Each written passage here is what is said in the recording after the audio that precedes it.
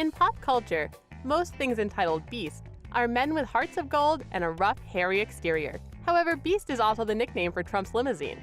Although its exterior is fuzz-free, it's strong enough to have earned its moniker, and the outside is just the beginning. Here are 10 mind-blowing facts about President Trump's vehicle. Shifting gears for a moment, drive your finger on over to the subscribe button. Click it to make sure you stay up to date on the hub and don't get left in the dust. A whole new vehicle. Historically, the presidential vehicle has been created by Cadillac, although it's modified from the models available to civilians. Since most of us don't need a stockpile of weapons and hidden compartments in our vehicles, this makes sense. This vehicle, however, is unlike any former presidential vehicle. It's based on the Chevy Kodiak, a truck that hasn't been made since 2009. These vehicles are extremely rugged and were used from everything from dump trucks to U-Hauls. While it has the raw diesel power of the Kodiak, design-wise, it's a sedan-type vehicle, despite its size. Some trim pieces are standard, such as the headlamps from the Escalade and taillights from the discontinued STS. The exposed chrome on the door handles and around the windows add a little beauty to this piece. Bulletproof. The fact that the president's vehicle is bulletproof definitely isn't mind-blowing on its own, since that seems like a standard feature in presidential vehicles. The incredible part is just how bulletproof it is. In fact, it's doubtful that there is a more heavily armored vehicle anywhere in the world. Its armored plating is so thick that the doors are nearly impossible to open from the outside. They weigh as much as the doors on a Boeing 757 aircraft. Made from a combination of dual-hardness steel, aluminum, titanium, and ceramic, the Beast would stand strong to even the most powerful projectiles. Even the windows are made up of 5 layers of glass and polycarbonate, each an entire inch thick. The front windshield can withstand armor-piercing bullets or a .44 Magnum. Chemical resistant. So while the Beast may be more than able to stand up to gunfire, what about a chemical attack? After all, it takes more than just some extra steel to keep passengers safe in the event chemicals are used by an enemy. Even all the weapons stockpiled inside the car won't help you if you're up against dangerous gases. And if a shotgun and grill-mounted guns don't help you out of a situation, you know it's gotten pretty serious. The heavy doors are designed to create a perfect seal when closed. This means that offensive chemicals won't be able to seep inside to harm passengers. There is also an oxygen system stored in the trunk, just in case the attacks makes it difficult to breathe. Weaponry. If the best defense is a good offense, then Trump's vehicle is the safest car on the road. We all hate it when a fellow driver tailgates us. Instead of passively aggressively slowing down, Trump has the option of using tear gas cannons mounted on the rear bumper. Although the vehicle is always accompanied by armed Secret Service agents, it also comes with its own pump-action shotgun, just in case. There is also a gun mounted behind the front grille. Although we aren't privy to the details, it seems that the trunk is also chock full of weapons. So if you're the kind of person who likes to drive close to the bumper in front of you, why, don't be that person. This is one vehicle you definitely want to give it space. Diesel. What keeps an armored Beast up and running? Diesel fuel, of course. The Beast is believed to use a Duramax diesel engine, similar to the ones inside Chevy and GMC's most powerful, full-size, heavy-duty pickup trucks. Diesel engines are known for their durability, and this is especially important if you're designing a vehicle to withstand chemical attacks, gunfire, and more. In addition, diesel fuel is less volatile than other fuel types, which reduces the risk of explosions. It's also readily available all over the world, which makes it handy for traveling. And just in case someone takes aim at the fuel truck with enough force to cause even diesel to explode, they'd have to first penetrate the tank itself. Under its armored plating, it's filled with a special foam which prevents it from exploding, even under direct fire. Trunk full of blood. Some of us store a lot of literal junk in our trunks. Empty water bottles, spare pairs of shoes, and those canvas shopping bags we always forget to take in the store with us are frequently seen in our cars. We've heard of the belly of the Beast, but it's the trunk of this beast that stores some items that could prove essential in case of an attack. We know that there are weapons and oxygen in the tank already, but what else would you need in an emergency? Here's a hint, you have some running through your veins right now. Trunk Full of Blood sounds like an awesome death metal album, but it's actually an accurate description of the beast. In case of an emergency blood transfusion, the trunk is chock full of blood in the president's preferred blood type. Specially trained drivers. Having the most indestructible and powerful vehicle in the world doesn't do a lot of good if you don't have anybody to drive it. And you need more than a squeaky clean driving record to qualify for this position. To start out with, you need to be a member of the Secret Service. While details of their training is kept classified for obvious reasons, We do know some of the skills they need to learn, and they're straight out of a Bond movie. You've heard of defensive driving, but these agents learn offensive driving. They need to be able to master ramming other vehicles without putting their passengers or themselves at risk. Just in case they need to make a hasty retreat, they learn to reverse at high speeds and perfect the 180 degrees J-turn. The driver needs to learn to think of their vehicle as a weapon, without resorting to stepping out of it and engaging in a gunfight. And because only the driver's side window is capable of opening, they have the most important job of all, placing the drive-thru order at Taco Bell. Tires. In action movies, it seems like tires are always the place bad guys aim for, and something as simple as a carefully placed spike trap can derail a normal vehicle, no matter how large. There's no thorn in the paw for this beast, though. Its tires are gigantic and reinforced by the Kevlar, the same material used to make bulletproof vests. They're resistant to shredding and punctures and are what's known as run-flat tires, which means that you can continue to drive on them for a period of time, even if the tire goes flat. The steel rims are also reinforced to help the vehicle make it to safety in the event of an emergency. After all, it'd be rather embarrassing for the President of the United States to be seen waiting on the side of the road while someone changes his tire. It comes with an airplane.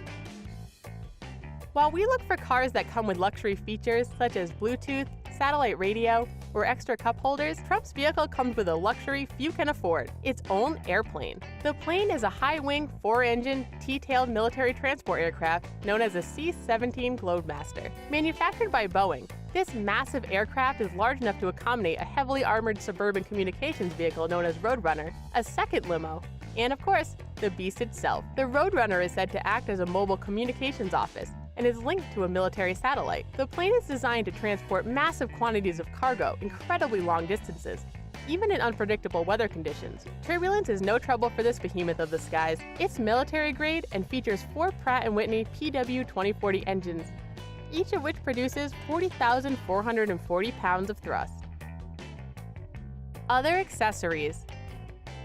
As if all the other mind-blowing features we mentioned weren't enough, the Beast has a special set of unique accessories. These tactical items would be at home in any secret agent's toolkit. It's outfitted with a night vision camera, perfect for driving in any condition, or staking out your trash cans to see if it's the raccoon or your neighbor's dog that keeps knocking them over. While we've already gone over most of the weapons inside the Beast, there is one we haven't mentioned. It's known as the nuclear football, and it's in the Beast anytime Trump is. Carried by one of his military aides, this enables him to order a nuclear strike within 15 minutes. Most of us are probably picturing a big red button that says "Do not press," but it's actually equipment and authentication paperwork. The suspension has been upgraded from previous models and provides protection against roadside bombs and speed bumps. We're unfortunately not kidding about the speed bump thing, as it's actually been a major issue for past presidential vehicles. Now, we're not suggesting you start a career of breaking and entering, but we bet you've thought about the security behind some very impressive houses once in a while. Don't worry, you're not alone. Staring up at those impressive wrought iron fences is enough to make us wonder just what other precautions are being used to stop us peasants from crossing the gates. But we're here to let you know. We put together a list of 10 of the most secure homes in the world to show you exactly what lengths the world's elite have gone to. If you do manage to get inside any of these houses, there's a chance you'll get stuck. Many of these houses have impressive security functions that can trap you forever. So to ensure you've got something to do while you're stuck, make sure to click subscribe before we begin so you've got something to watch inside the most luxurious properties. Ryong-sung Residence. You wouldn't necessarily think you'd require a lot of security when you're in charge of one of the most feared countries in the world, but Ryong-sung Residence in North Korea is pretty darn secure. It's the main residence for the royal family and sits in the northern region of the country. Not only does it have luxurious interiors, but it's also one of the most secure locations in the world. Obviously, being such a secretive country must come with matching security precautions, and so it's not too much of a surprise to hear of the lengths Kim Jong-un has gone to in order to keep himself safe at home. Along with your standard security, Ryong-sung Residence is surrounded by an electric fence, armed guards, and minefields. The walls are protected with iron rods and lead-covered concrete in order to protect it from even nuclear assaults. If disaster were to strike and the family had to get to safety quickly, an underground tunnel connects the house to the other royal residence, Shanggyung House, or Residence Number 26 as it's also known. However, it's unlikely that anyone would try and break in, because if someone were to pass through all of the security checkpoints, they'd find themselves facing a variety of dangerous substances anyway. Fairfield Estate.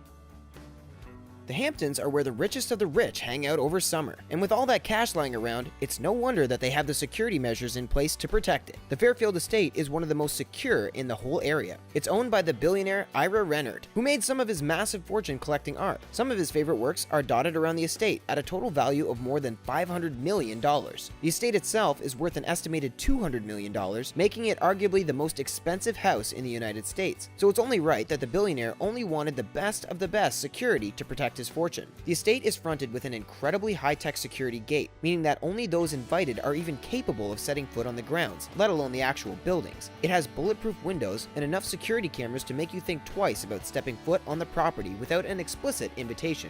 Ira considered security a huge priority when it came to purchasing his new home, and we wish we knew just how much it's costing him to make sure none of his reported 21 bedrooms get broken into. The zombie bunker.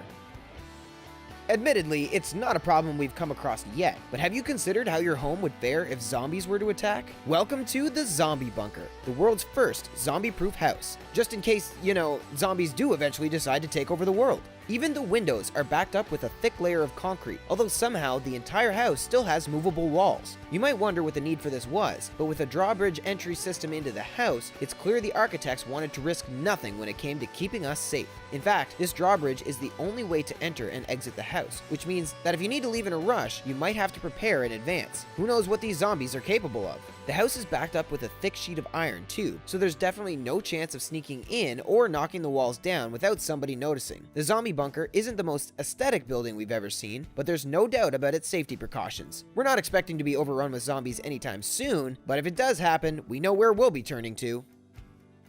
Bill Gates. His security team is thought to be pretty friendly, but we still wouldn't take the risk of breaking into Bill Gates' house anytime soon. With one of the most expensive properties in the world and a background in technology, it's only expected that he would have the high-tech measures to match. Aside from frequent cameras, Bill had a smart idea when it came to protecting his home without running up his electricity bill too much. He grew plants and trees all the way around the entire property. Not only does this stop snap-happy photographers from getting too close, but it also works to alert Bill if anyone is trying to jump the fence. The house is reported to have one of the most state-of-the-art security systems in the world. With no expense spared, the multiple cameras and security precautions means Bill likely lives in one of the safest places ever. When he has guests over, they're required to wear a special pin that lets them control the heating and surrounding electrical equipment. This means that anybody who turns up unwelcome will be spotted a mile away. Because of his background, it's only natural that Bill would control his security with specialist technology, but we're pretty impressed all the same. The White House. Did you know that Barack Obama was the most heavily guarded president on Earth? The White House therefore has almost every safety feature you could think of. For a start, an iron fence surrounds the property. This might seem fairly standard, but the fence is far out enough to minimize the impact of dangerous cars. Dotted around inside and outside the fence are members of the Secret Service, who dedicate their lives to making sure the White House is only open to the kind of visitors they want on site. The President's house also has a pretty specialized feature of food scanners, which is actually off-site. This means that if anything is planted inside dinner tonight, it can be safely detonated out of harm's way. Unlike the majority of the rest of the USA, and the world actually, the White House even controls the air. Restricted airspace means helicopters can't come too close, and in the last few years, the area has been expanded for extra precaution. But just in case you've managed to get this close without being stopped and thoroughly searched, the house also has bulletproof windows, radars on the rooftops to detect unwanted movement, and infrared sensors that can detect local movement by heat. The Corby family. Based in the Hollywood Hills of California, the Corby family are known for their excessive and expensive security precautions. The millionaire family and their luxury residence are pretty well protected with everything from biometric recognition software to earthquake prevention techniques. It's pretty common to build earthquake-proof houses around the United States, but the Corby family's house is built with concrete structures which were buried about 30 feet underground. Along with natural disasters, the house is also prepared in the event of man-made disasters like nuclear or chemical issues. An underground bunker was built and holds enough food and drink to keep a family alive for 3 to 6 months. Now that puts your freezer stocks to shame. In an effort to be one of the most technologically secure houses in the world, the Corby family even have a telephone system that can be used everywhere inside, meaning that if an intruder entered, they could communicate without ever having to divulge whereabouts in the property they were hiding. Most likely, they would be hiding in the well-stocked panic room, which has a variety of CCTV cameras and can connect to the local police at the touch of a few buttons. But the most impressive feature? The Corby household has the means to release fog into the property to scare off burglars, which sounds great until somebody accidentally pulls it and scares everyone. Buckingham Palace. It's a hugely popular tourist trap, and so it's a known fact that Buckingham Palace in London, England has a lot of security measures if you're looking to visit. If you've seen the famous changing of the guards, you'll know that a few roads surrounding the palace are closed off each time. But recently, armed police have extended the no-go area and have stepped up their presence to ensure the changing goes along smoothly. Buckingham Palace is known for its security measures, but for very good reason. Famously, a few people have tried to scale the building in order to break in, and one guy, called Michael Fagan, actually got in and had a quick look around once. Luckily, it hasn't happened again since. The guards carry out a ring-around system to make sure that nobody sleeps through their shifts. Obviously, if you're working late at night and there's not much going on, it can be easy to let your eyelids droop, but the system works to stop this. For example, Guard A would ring Guard B, who would ring Guard C, and so on until the entire property had been covered and everybody was keeping an eye out for intruders. The Kardashians.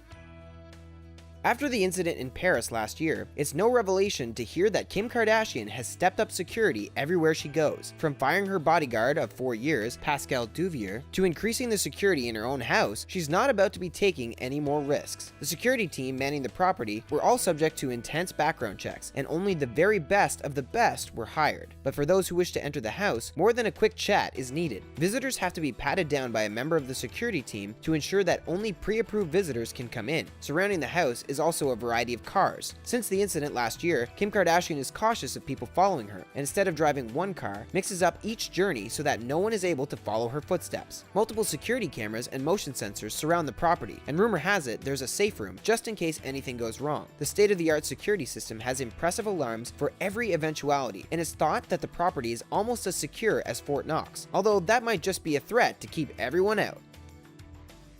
Maximum Security Mansion. It's not the most pretentious name for a house we've come across, but the Maximum Security Mansion in Evergreen, Colorado is definitely one of the most heavily protected. As the name would suggest, the 32-acre property has a $6 million security system that puts almost all other houses to shame. One very impressive feature about this house is that you can check up on it from anywhere in the world. The cameras surrounding it show both the interior and the exterior of the property and can be viewed by anybody with an Apple phone. Assuming they've got the login details and the acceptance from the security team first, we're guessing. Be careful, if you're considering breaking and entering this house, there's definitely something you should know. The property has impressive thermal imaging, so any handprints can be checked and identified up to 20 minutes after they've been made. And on the slim chance you're considering flooding the place in order to hide your identity, don't assume you'll be in the clear. Along with super sensors to detect almost anything, the home is able to tell if there's been a water leak, including anything from the bathroom to accidental or intentional floods. Kronstadt Fort Alexander I.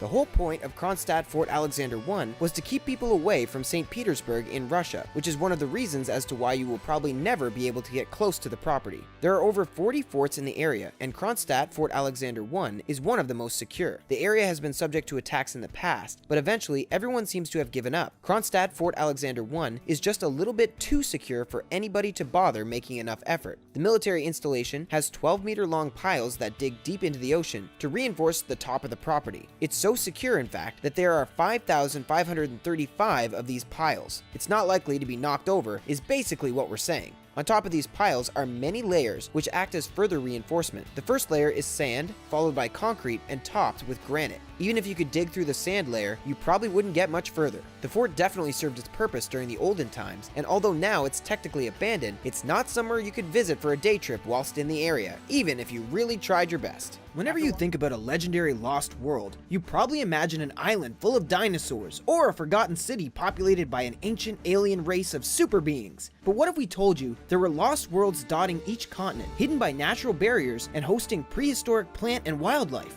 The Hub knows where to find these beautiful and forbidden locations, so pull out your binoculars and take a deep look at the most amazing lost worlds on Earth. While you watch, click on the subscribe button to discover more lost civilizations on The Hub. Movila Cave. Deep in Romania, an ancient cavern lies isolated from the rest of the world. Movila Cave is wedged within a barren wasteland between the Black Sea and Bulgaria. While this seems to be the perfect fantasy setting for a hero's discovery of a mystical sword or magical spellbook, Movila holds a much more enticing treasure. Isolated from the rest of the surrounding Romanian environment, the organisms in this cave have evolved on their own, with never-before-seen forms of insects, new strains of bacteria, and a thick gaseous air quality. Found by communist developers in the 1980s, these researchers were looking for a site on which to build a power plant when they found the revolutionary cave. Once discovered, the area was cordoned off by the local government and limited to select scientists to study this untouched and alien interior. To enter the cave, researchers must shimmy down a thin limestone causeway, which leads to a pitch-black underground lake, naturally heated at 77 degrees Fahrenheit. With the long winding tunnels, smelly sulfidic water, and a solid film of floating bacteria, the cave has no interaction with the outside world. Self-sustainable, it's been around long before us and will be around a long time from now. Lake Vostok.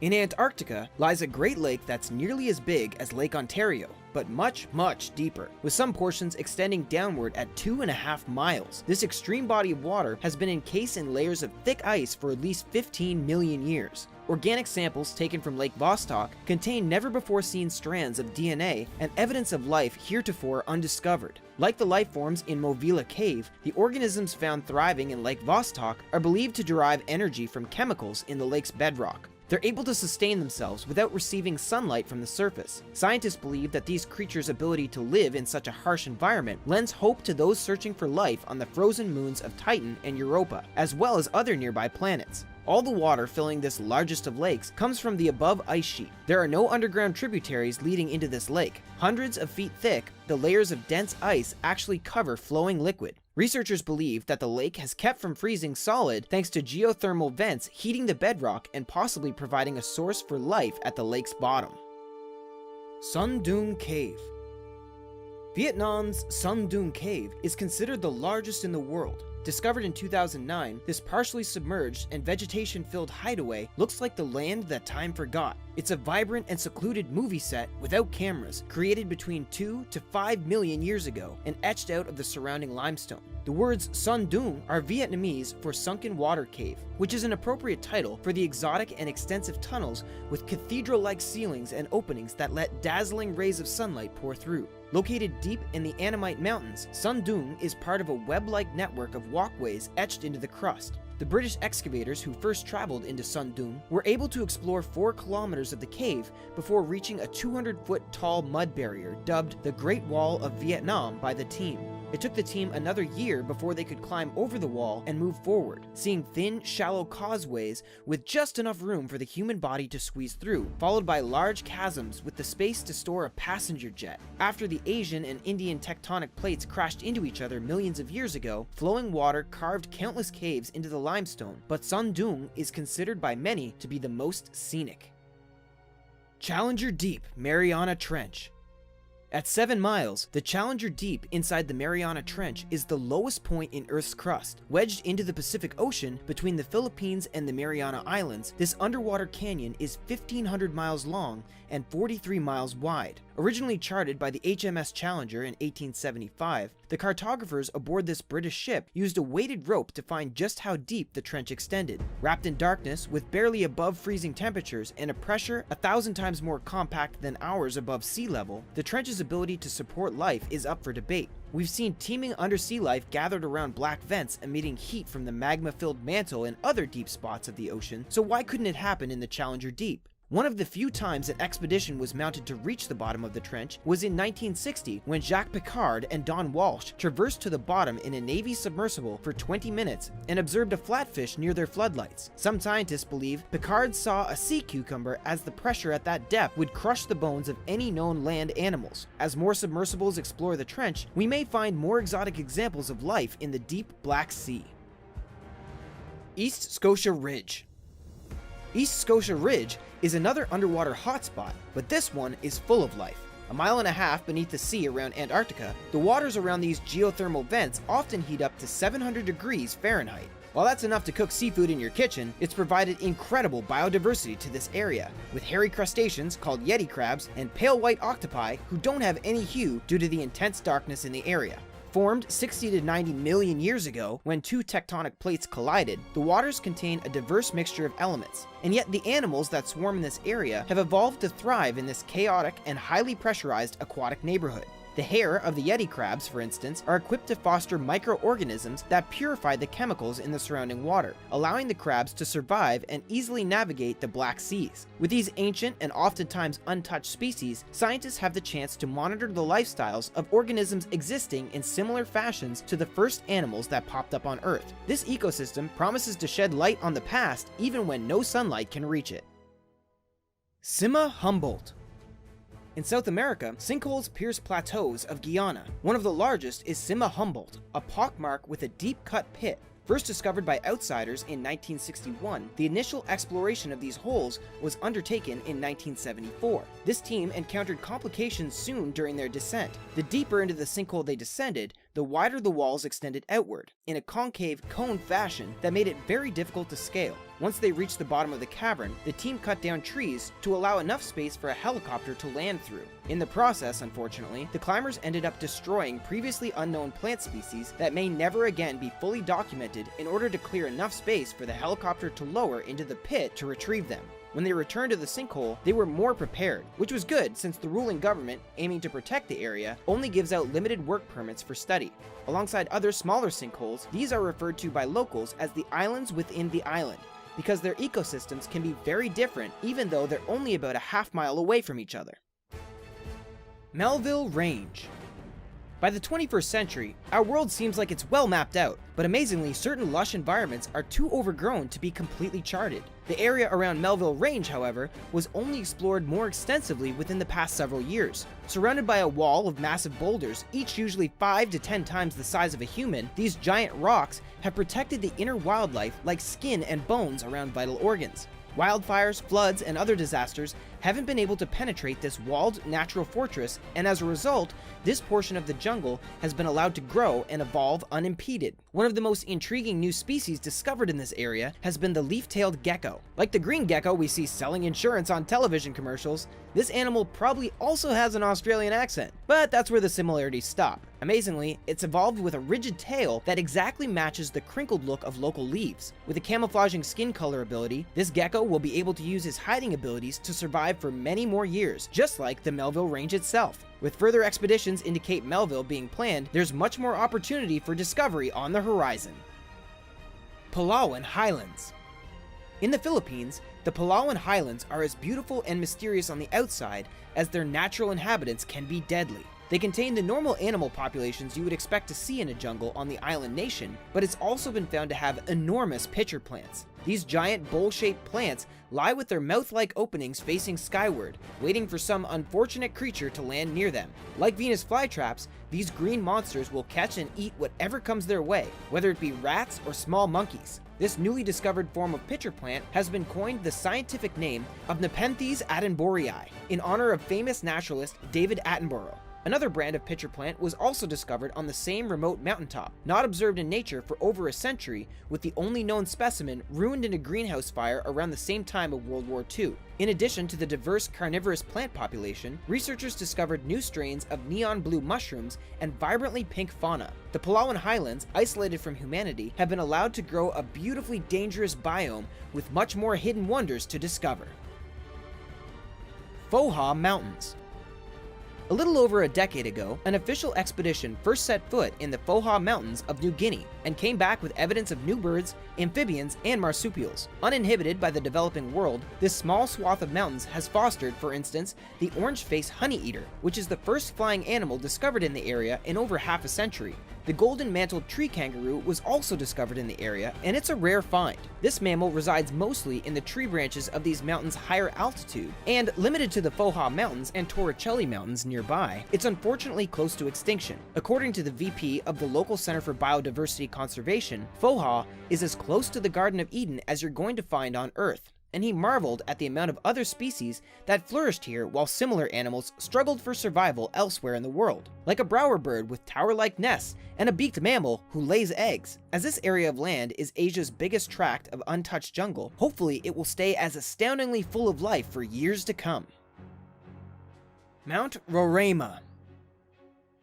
Plateauing into the sky like a giant table for the gods, Mount Roraima is one of several flat highlands piercing the cloud cover. In many breathtaking images, this raised platform looks like a substitute for heaven, and isolated atop this rock with the sky at eye level and the entire world many feet below you, it would be hard not to get a god complex. This jewel of the Pacaraima mountain range is ancient. At 2 billion years old, it's among the oldest rock formations on Earth, and it's an important part of the heritage of South America as a whole, not just because of its size, but because it falls on the border of 3 separate countries: Guyana, Brazil, and Venezuela. Beyond its sheer beauty, Mount Roraima has been able to stay relevant thanks to its cameo in Pixar's hit film Up. Although the top of Roraima is fully isolated from the rainforest below, daily precipitation allows ever-cascading waterfalls and periodic bush vegetation that would be more at home on a fantasy-themed Lisa Frank folder than in real life. Please note that as enticing as the images of Roraima are, it's difficult to access these plateaus,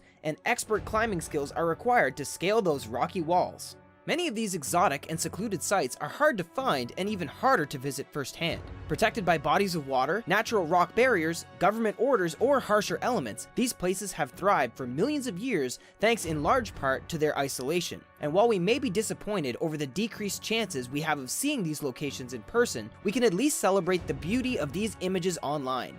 There are around 6,500 languages in the world, so it's a wonder we manage to talk to each other at all. It can be scary and confusing when you turn up in a foreign country and you can't even read the signs, let alone talk to people. But there is one language we all understand some of, the language of the body. You can spot a bad date from a mile away as the two people sit there, arms crossed, and not making eye contact. We can read confidence, shyness, and, well, that person just needs the bathroom.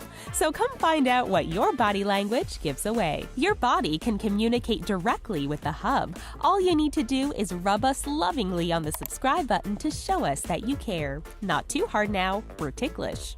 Eye contact. They say that the eyes are the window to the soul, so anyone who stares lovingly into them is actually just a peeping Tom. How your eyes meet with other eyes normally is an indication of confidence, interest, and honesty. It's supposed to be one of the most important factors in giving a great job interview. If you turn up and stare at the floor, you're unlikely to get hired, unless you're applying for floor technician, in which case you're hired. But be careful not to overdo it. Good, strong eye contact is one thing, a hard stare is another. This is not universal though. In areas like Eastern Europe, it's fairly normal to have people stare at you on public transport. They're not being creepy or aggressive as people would assume in the UK or US, and it's fairly normal. Nail legs.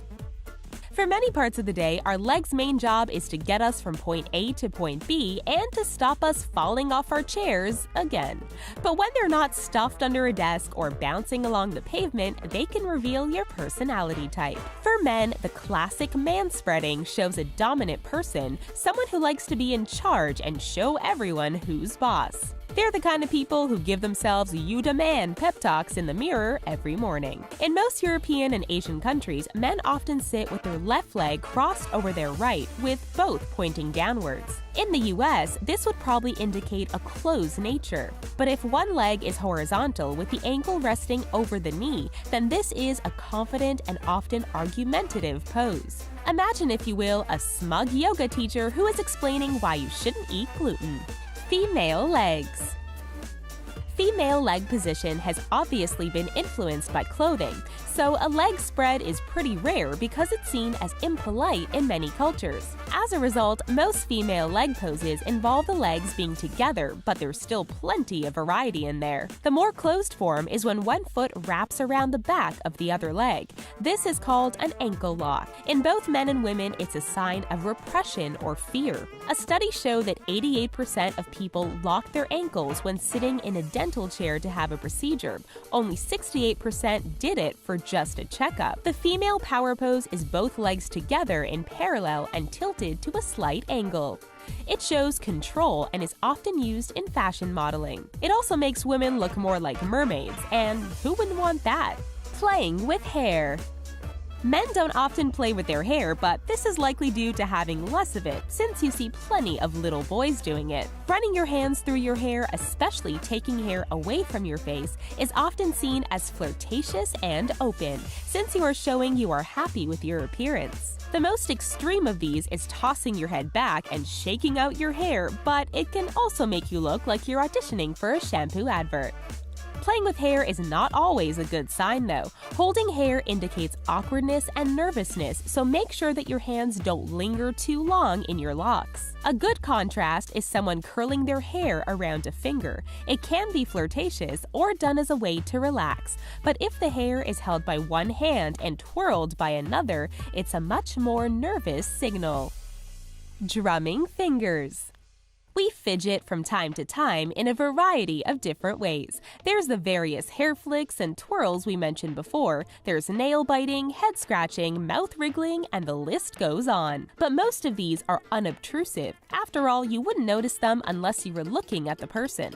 However, finger drumming is a loud and obvious message. It broadcasts your impatience or frustration across the whole room, and you often don't realize you're doing it. In times of stress or long waits, many people drum their fingertips on the desk or the table. It's also very common to use an object like a pen or even the back of your phone. For a lot of people, it's subconscious, in which case it's a sign of nerves. In short, your body doesn't know what to do with itself, but it can be used consciously, often by more dominant people, to show that they are not happy with the current situation. Arms and hands. The most common body language signal of all is crossing your arms. You don't need to be a psychologist to know what it means. It's probably one of the first major signals that children learn to read. In fact, in every kids' cartoon, a parent with their arms crossed is a sign of big trouble. However, if your arms are crossed behind your back, the meaning is reversed. Shyness turns to fearlessness, anger becomes calm. Although, if you just committed a crime, this gesture probably means you're being arrested. Positive hand gestures include such things as rubbing your palms together. This shows that you're expecting a good outcome. Holding your palms open, facing up, makes you more trustworthy, since you are showing you have nothing hidden in them. Where you point your body. When it comes to body language, your chest is basically a big arrow, so where you are pointing it indicates where your interest lies. In a meeting, anyone whose chest is pointed away from the meeting is either not interested or disagrees with what's being said. Being bent forward with the chest aiming down is a sign of being guarded. You're not committing one way or the other. It's a good indicator of romance, too. People who connect well and are interested in each other will naturally be drawn to face each other. So if you're on a cinema date and they're leaning on the far armrest, there's probably no Hollywood happy ending for you. If you're at a party, it's a good way to pick out who is interested in who. People's heads will turn towards whoever is talking, but their body often indicates who they are truly wanting to listen to. Shaking hands. There's a lot of science involved in a simple handshake. Actually, they can be confusing for people from Asian cultures where this kind of body contact is pretty uncommon. There are many factors in a handshake: the pressure, the angle, what you do with your other hand. No one likes a weak handshake where it feels like you're waggling an old fish around. It implies a lack of determination and commitment. When it comes to your free hand, there are a number of different positions. Using it to cup the hand from beneath in a two-handed shake shows sincerity and a desire for closeness. But cupping from above shows dominance as you are trapping their hand between yours. Gripping the upper arm while shaking hands is also supposed to show togetherness. However, it has become synonymous with politicians, which gives it a slightly fake feel now. Lying. Lying is a skill that takes practice. We're not saying that you should practice, but if you want anyone to believe all those things you wrote on your resume, well, it's in your own hands. Lack of eye contact is a typical sign of dishonesty. If your eyes go up to the right, it implies you are using your imagination, not your memory, so you are making something up. Another sign of lying is a dry mouth, so look out for people licking their lips or swallowing strangely. In ancient China, they actually had a test where the accused would hold a handful of dried rice in their mouth for a few minutes. When they spat it out, if it was still dry, they were said to be lying. Flirting. In a perfect world, you could just walk up to anyone you found attractive and tell them. If they feel the same, you'd go out. If they don't, you just say thank you and goodbye. See? Easy. But life doesn't work like this, and we have created an incredibly complicated dance around one person liking another. Birds display bright feathers, lions control attractive territory, and humans accidentally say thank you too many times and try to find jeans without cake stains on them. A common tactic you see in flirting guides is to mimic the other person's posture or even mannerism, since this shows you are on their wavelength. Just hope you're both not trying to do this at the same time, or it will turn into a weird mirror dance. Remember, much like spoken language, body language can easily be misunderstood. Some people might cross their arms because they're cold, not because they're defensive. To make it easier, always wear a t-shirt with your current mood written on it in big letters. We may know that some of our favorite foods aren't the healthiest, but you might not have realized just what your snack of choice actually contains. From bugs to cleaning chemicals, TheHUB is here today to make you think twice about some of the most common foods around. We here at TheHUB like to keep you in the know about everything important. To make sure you don't miss out on the rest of our great videos, make sure to click the red subscribe button below. Marshmallows.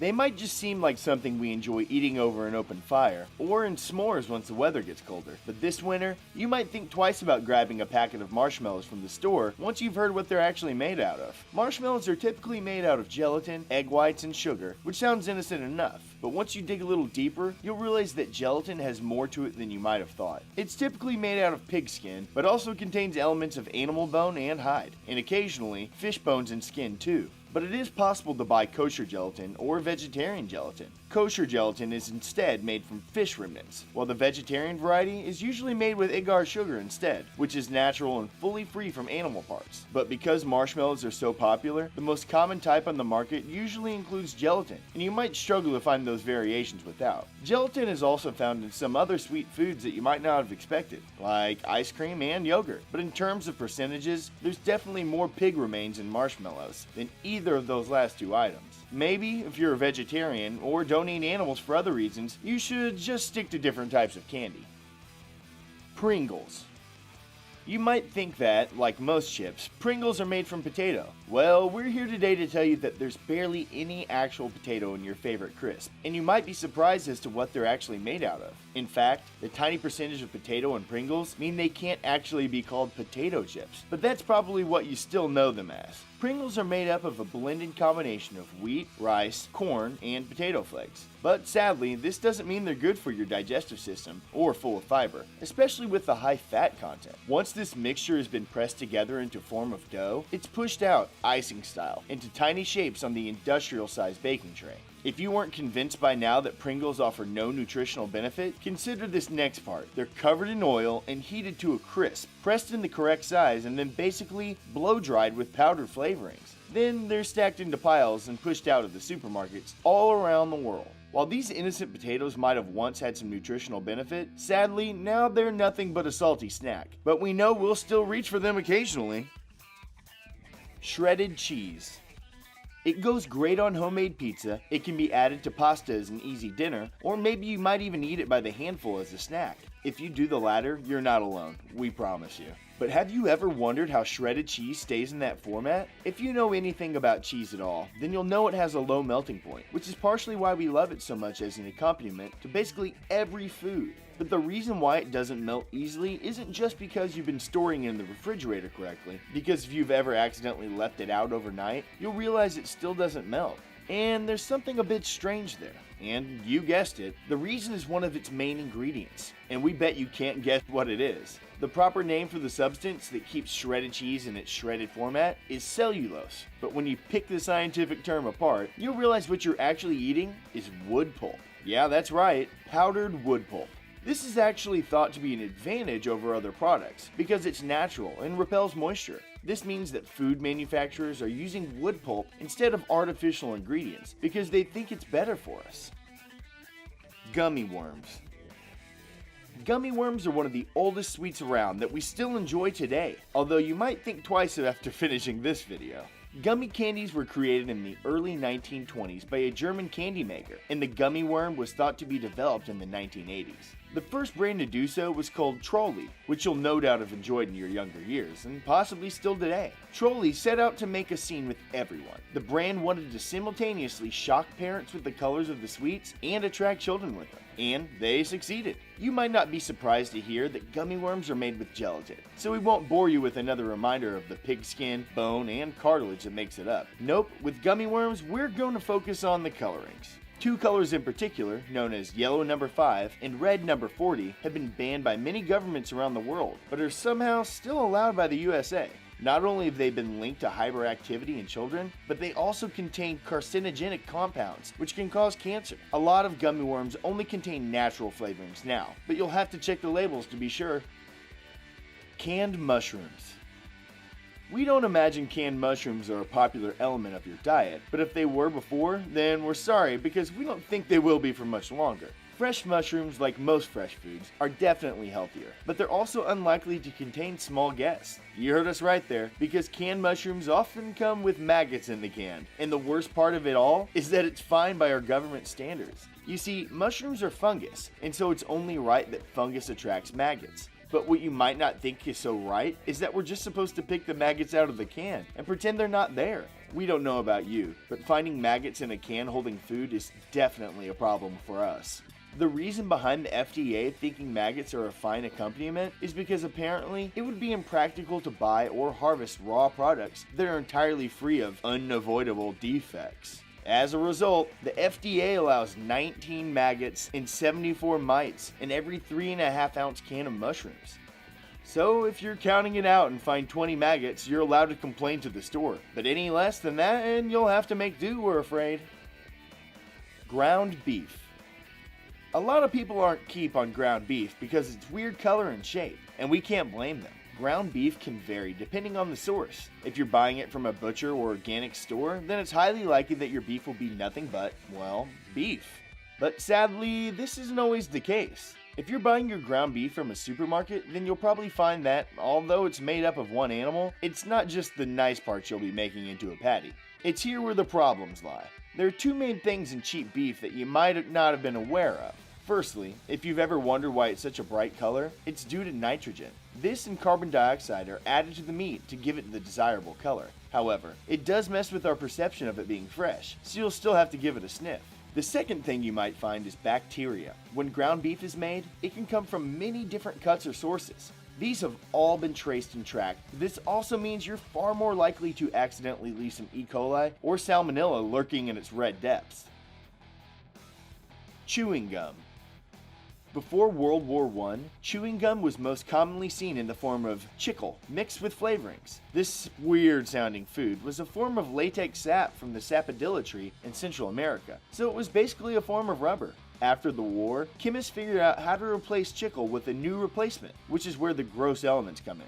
Chicle was replaced with a substance called lanolin, which might sound more chemical-based than it actually is. Lanolin is a waxy secretion that comes from the sebaceous glands of the skin of sheep. In its natural form, it has a good use, which is to keep sheepskin waterproof. Now, most of the time it's generally used in sheep products, but every so often it's used in chewing gum too. But don't go looking on the label for sheep products, because you won't find it there. It's considered to be part of the natural, chewable part of gum and is, as a result, not listed. Sure, you might see a few gum-based phrases, but you'll never actually see the word lanolin on your wrapper. It's perfectly natural, but pretty gross.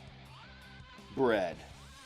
One of the best comfort foods out there is the simple loaf of bread. Spread peanut butter and jelly on it for a great sandwich, or toast it with cheese for the ultimate easy dinner. But our honest loaf of bread might not be so honest after all. Sure, it might be made up of a few basic ingredients, but bread bought from supermarkets often includes ingredients that aren't listed or that aren't specifically included to improve the taste. One of the most important factors when it comes to creating mass production food is how good it looks. Consumers are very visual and are far more likely to buy a loaf of bread if it looks good, even if the slightly wonky one next to it has a better value or nicer ingredients. So you might not be so surprised after all to hear that lots of bread contains chlorine. You might associate that chemical with swimming pools and disinfectant, but chlorine has been added to bread for years to give it that nice, bleached appearance that we're all used to.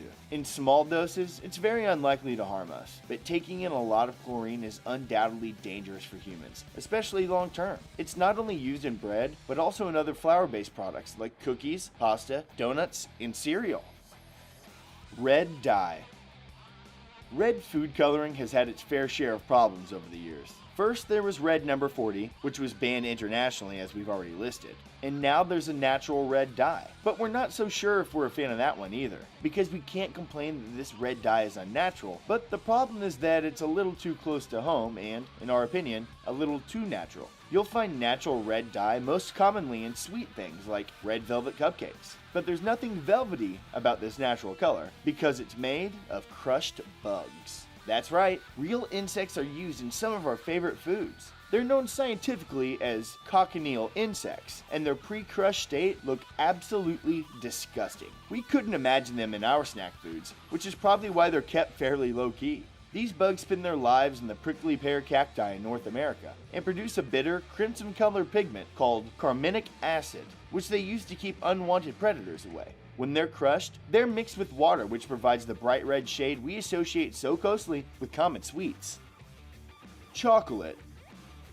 If you're a particularly fussy eater, you might have somehow managed to get through this list relatively unharmed. Unfortunately, we're about to put an end to all of that with our last fact. You're probably wondering what could possibly be wrong with chocolate. Surely it's just made of milk, cocoa, and a few other ingredients, right? Don't worry, you're right, but you might occasionally find an extra ingredient once you pull back the wrapper. Or worse, once you've taken a bite. Chocolate is produced so much and in such great quantities that it's hard to quality control all of it. So instead of taking extra precautions, which, would be a good thing to do, the FDA thinks it's okay to every so often find a rat hair in your chocolate. That's correct. And if you're eating chocolate now, then you might want to take a double check before your next mouthful. The FDA allows 1 rat hair per 100 grams in 6 100-gram subsamples of chocolate. And it's not only chocolate where you might find rat hair. If you're a fan of baking, then you'll have to be extra cautious, because in every 50 grams of cinnamon and 25 grams of ground paprika, the FDA allows 10 rodent hairs. With all the talk of wars and fighting recently, it's only natural to get a little worried. And the unfortunate truth is that not everyone has access to great security for their homes. It can even start to make you wonder about the amount of protection the rich and elite receive, and more specifically, the most powerful person in the United States. The White House has security features that put the rest of the country's homes to shame. If your house has even one of these features, you should feel pretty safe. So, without further ado, here are the crazy security features in the White House. Before we learn how safe the most famous home in the United States is, be sure and click to subscribe to our channel. It's the only secure way to get new and interesting videos. Air defense. There are tons of stories and urban legends about the defense of the White House.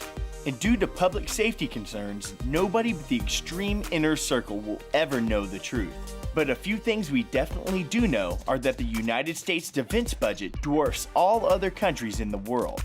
And the White House is one of the most protected buildings in the world. So, after hearing all of that, finding out that there are anti-aircraft missiles on the roof isn't surprising at all.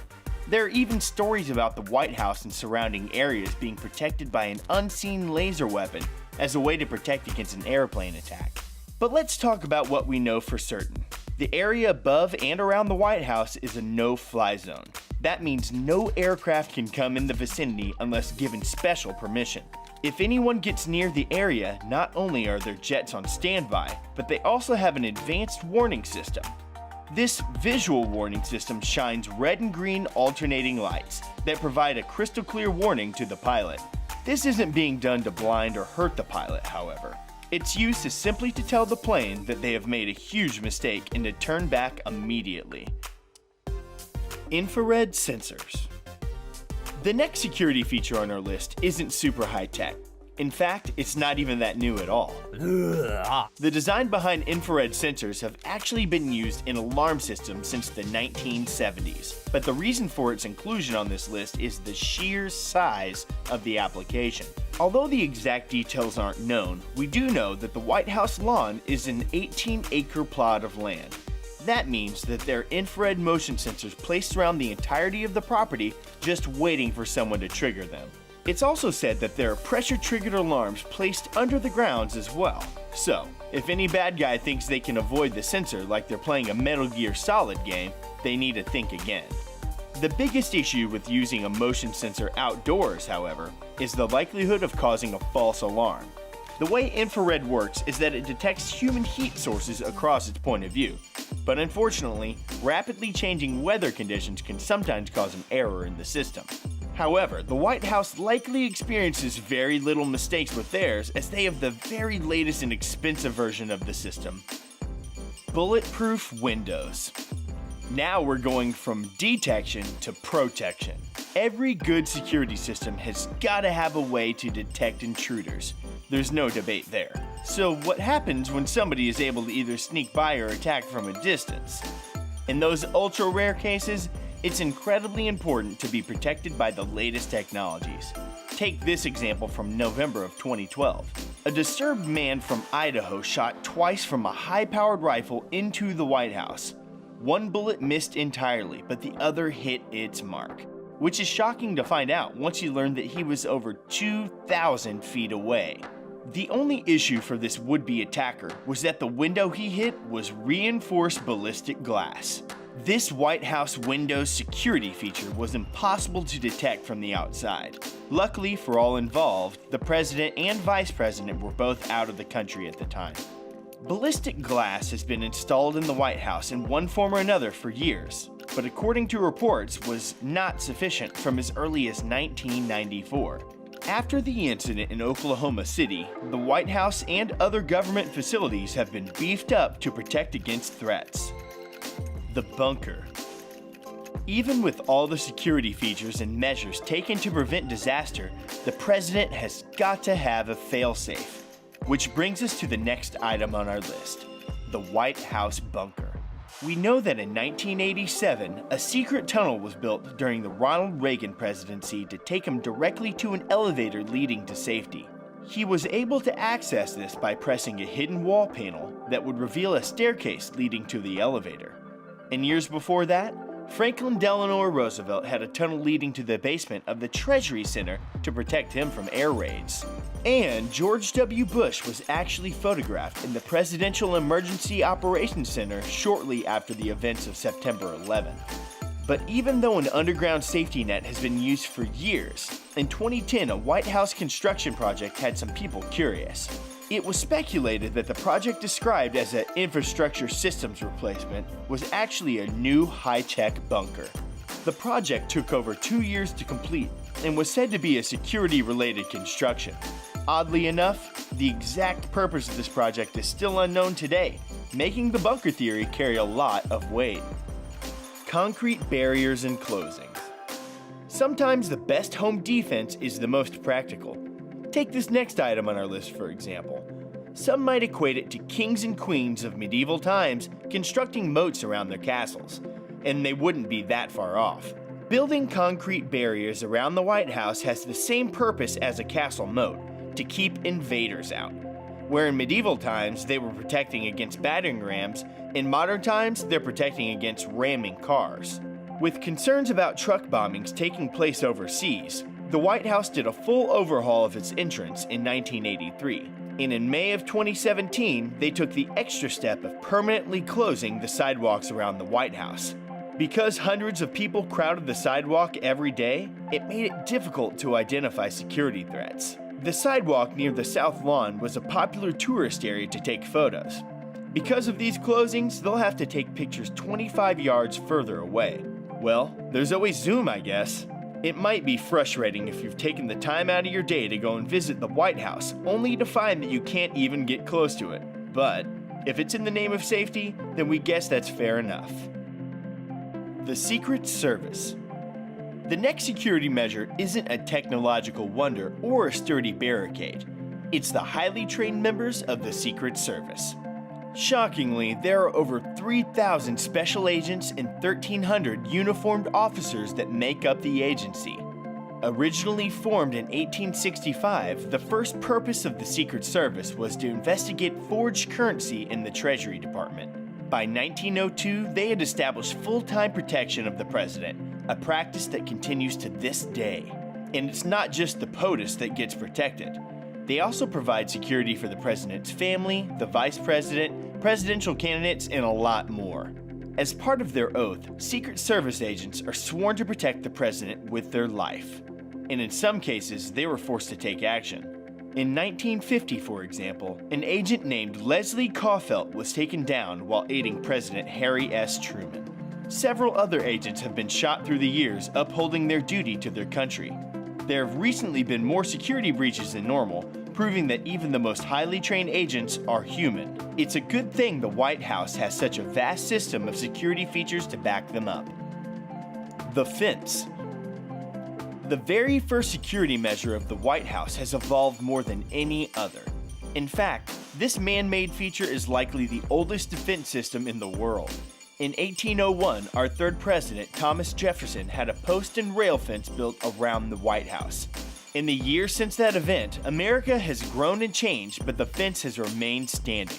As security concerns grew, the famous White House fence has changed to keep up with the times. For example, in 1833, the fence was updated to a heavy wrought iron fence that ran along the top of a stone wall.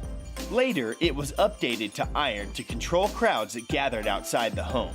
And eventually, it was replaced with steel and fitted with anti-climb spikes on top. It's interesting to review the history of the fence and follow along with the history of the United States. Every time the US upped its defense budget, it seemed as if the wall was modified as well.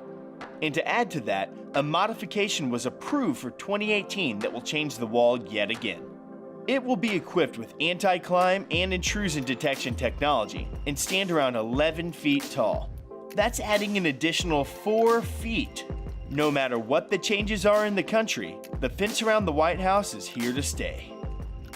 People screening and food tasters. Like a lot of items on this list, certain features were added to the White House defense due to changes in the world.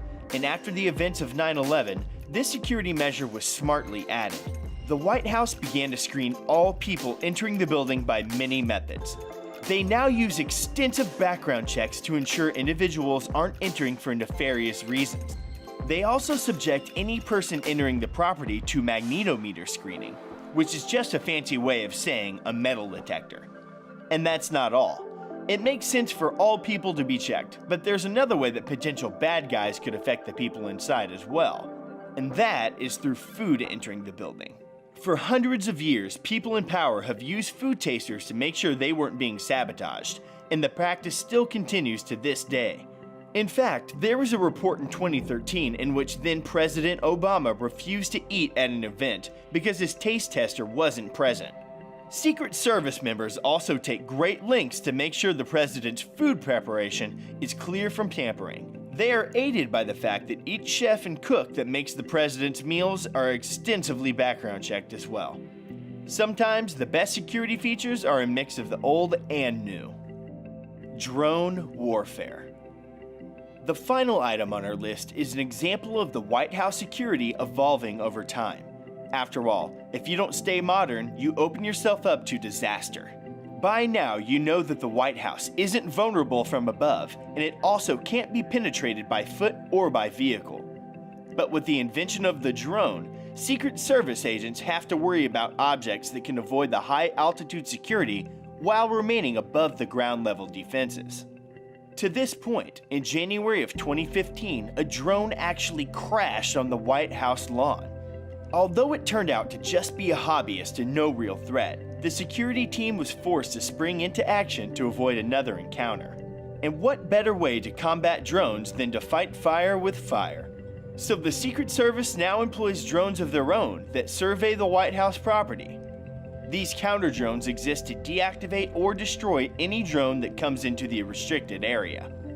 As laws regarding flying drones continue to change and adapt, look for the United States to also change their methods as well. And that's not all. In August of 2017, the Secret Service began to test a new type of surveillance drone that will fly 300 to 400 feet above the president whenever they are outdoors.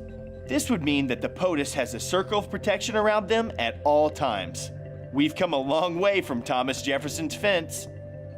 War, famine, asteroid, Sharknado. There are a lot of ways our civilization could be taken out, and a global virus or another Sharknado sequel could happen at any minute. But our long evolutionary slog to enlightenment took thousands of generations, and it's still got a long way to go. So barring any unforeseen geostorm, we're going to continue heading on our collision course with the future, and TheHUB is here to tell you it's going to be pretty weird. A lot can happen in 50 years. From 1950 to 2000, we humans tiptoed around destruction in a worldwide Cold War. We walked on the face of the moon, and we surfed the wave of the internet into the new millennium. This first half of the 21st century promises to be even crazier, with thinking vehicles, mechanical brains, and renewable resources to save our real world, and artificial intelligence to control our virtual world. The future is no longer something that will be. The future just is. And here are the 10 incredible things that will happen before 2050. And to make sure you don't miss all the new wonders that our society will have to offer, click on the subscribe button before the androids do it for you.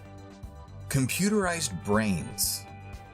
If Walt Disney's head is still frozen somewhere inside an underground vault, this would be the perfect opportunity to dust that off. Randall Cohn, a neuroscientist with funding from a wealthy Russian benefactor, is hoping to fully map the brain and all its functions by 2045. His company would then replicate all natural brain functions like lines of code in the Matrix. From there, they hope to give people the opportunity to live forever, long after their bodies have decayed. Uploading consciousness to some kind of neuroscience mainframe is the stuff of best-selling science fiction novels, but it could be attainable in the lifetimes of many people around today. Just imagine experiencing what the world is like in 1,000 years. Cohn imagines that this resource of mapped brains would allow people to travel to the far reaches of space or travel to microscopic levels. People's minds could even be uploaded to cyborg replications of that person, or holograms. And maybe if your great-great-grandkids are doing a school project on their family tree, they could just rent your consciousness from the brain library for 2 weeks. Cohn believes that even if the mapping technology isn't fully developed, they'll have created the chemicals needed to preserve brains until the technology is available to take consciousness to the next level. Eradication of poverty. The World Bank projected that around 2015, the amount of those in extreme poverty worldwide would be 700 million people. That's a huge amount of unfortunate men, women, and children, but thankfully, that's a significant decrease from 2012, where the level was at 900 million. We should note, however, that these people are earning less than the incredibly measly amount of $1.90 per day, which is the global line decided by the World Bank to get these figures. Incredibly, while the world seems like it's becoming a darker and scarier place each day, the World Bank projects that extreme poverty may be nearly eradicated by 2050. In fact, they believe that only 3% of the world population will be living under the extreme poverty line by 2030. By the time that the human population reaches 9 billion people in 2042, at the same time the world's wealthiest person is expected to become the first trillionaire, hopefully, global citizens will be more successful than destitute. In order to reach the World Bank's 2030 goal, a lot of work is required from those with better off financial situations to provide a world with more opportunity, and it means that the poverty rate will need to decrease by a percentage point per year to achieve it. Gender equality.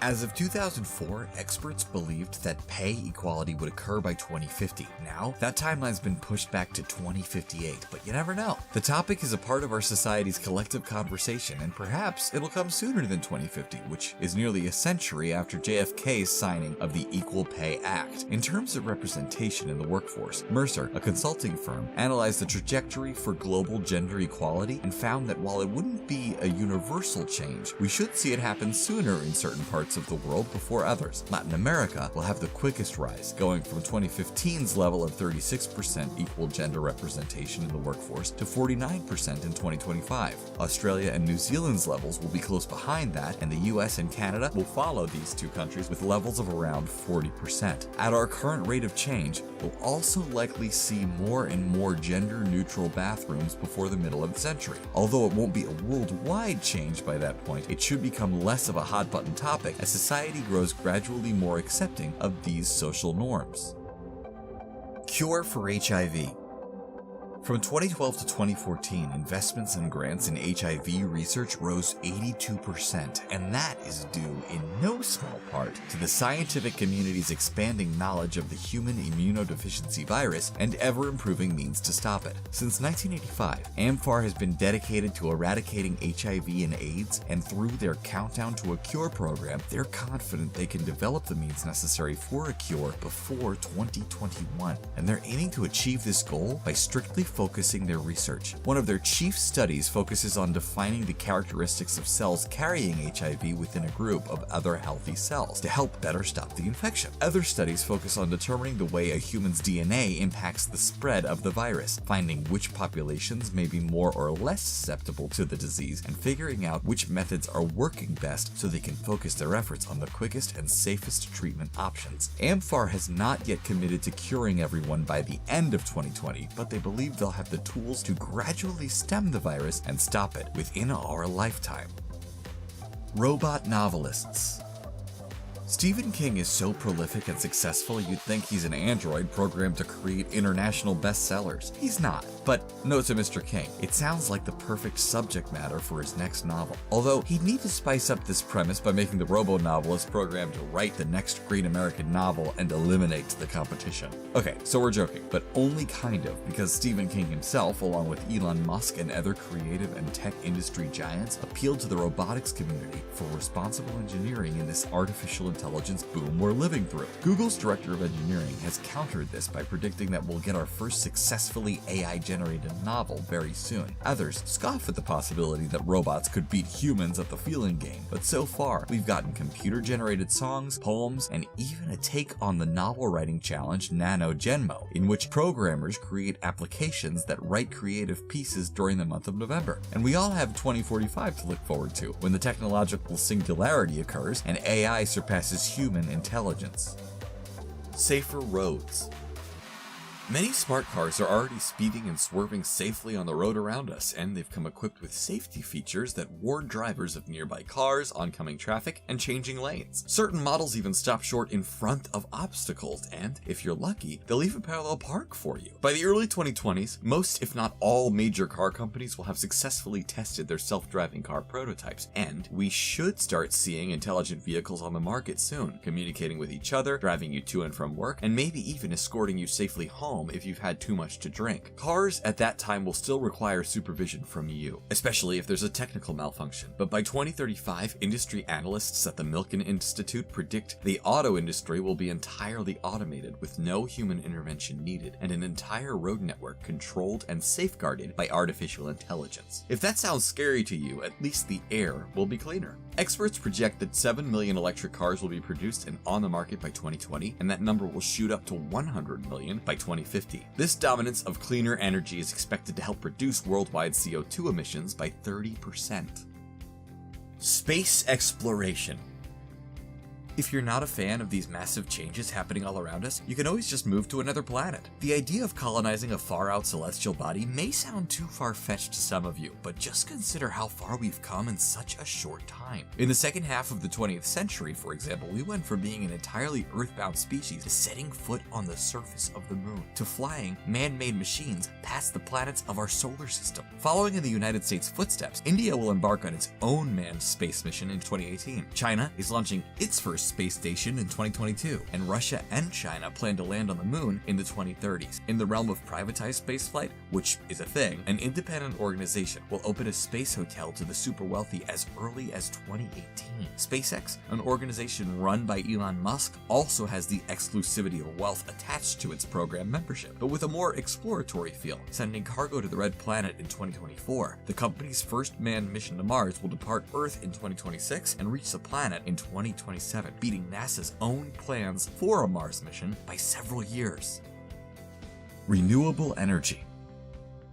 By 2050, half of the Amazon is expected to be deforested, and 70% of the global population will live in cities. So we need to come up with ways to keep the air clean and livable. Outside of abandoning Earth for space, of which some colonies are expected to exist on Mars and the Moon by the mid-21st century, we need an alternative to the polluted present. In the next 20 years, the UK is expected to fully phase out coal, and other countries are following suit. While the United States isn't anticipating a full removal of coal from its power grid, the U.S. Department of Energy conducted a renewable electricity futures study. They found that a combination of electric power, geothermal, hydropower, solar power, wind turbines, and several other methods would make up around 80% of the U.S. power grid over the next 30 years. This shift would reduce CO2 emissions polluting the atmosphere by 80% and wasteful water use by 50%. The exhaustive study, which analyzed the energy usage and resources spent at 134 different locations in America, gives an accurate view of the country's industry and the commitments needed to create a more efficient and clean future.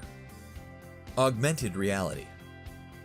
As computerized worlds become more visually detailed and video games grow into complex extensions of our real life, the Matrix becomes less and less of a fantasy. Two of the biggest companies in the world, Apple and Google, each host their own augmented reality experiences, and many different companies are following suit. Experts predict that programs like Apple's ARKit, which features the most comprehensive fake world superimposed over the view screen of your iPhone camera, will make smartphones even more a part of your daily routine than they already are. More interactive and prize-based gaming will permeate daily life to the point where many businesses will turn to this fantasy, rewards-based style of gameplay to give employees a certain level of motivation while working on set projects. But beyond Unreal Adventures, industry analysts predict that by 2050, most if not all of Main Street shopping will be a thing of the past. Online retail will be taken over by three-dimensional virtual reality tours as customers walk through stores while simply wearing special glasses in their home. In the future, stores like IKEA would be able to give you a virtual tour of your living space with their furniture inserted into it. Super tall buildings. With such a mass exodus expected to flock to the cities, construction and architectural companies will need to resort to new designs to fit all these people within the city limits. By 2050, most buildings would be run by a smart personality like Siri, making it easier for residents to communicate with their landlords and building managers. Super tall buildings will dominate the skylines and serve as cities within cities, as workers create communities in their home lives on various floors, and other floors will be dedicated to recreation and entertainment.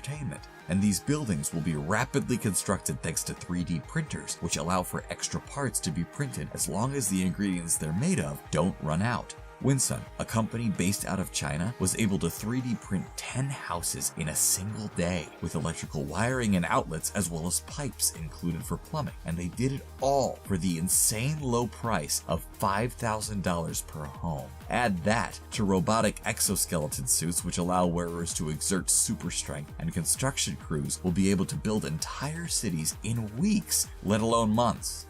Your ancestors used to live in a cave or in some kind of wood hut that only kept out 50% of the rain and about 10% of the bears. We've come a long way since then, and it's amazing how much variety you see around the world, despite every home being designed for exactly the same purpose: protection, warmth, and sleep. So today we're looking at some of the coolest, most original houses from around the planet to help you forget about the cell of cockroaches and mold that you're currently living in.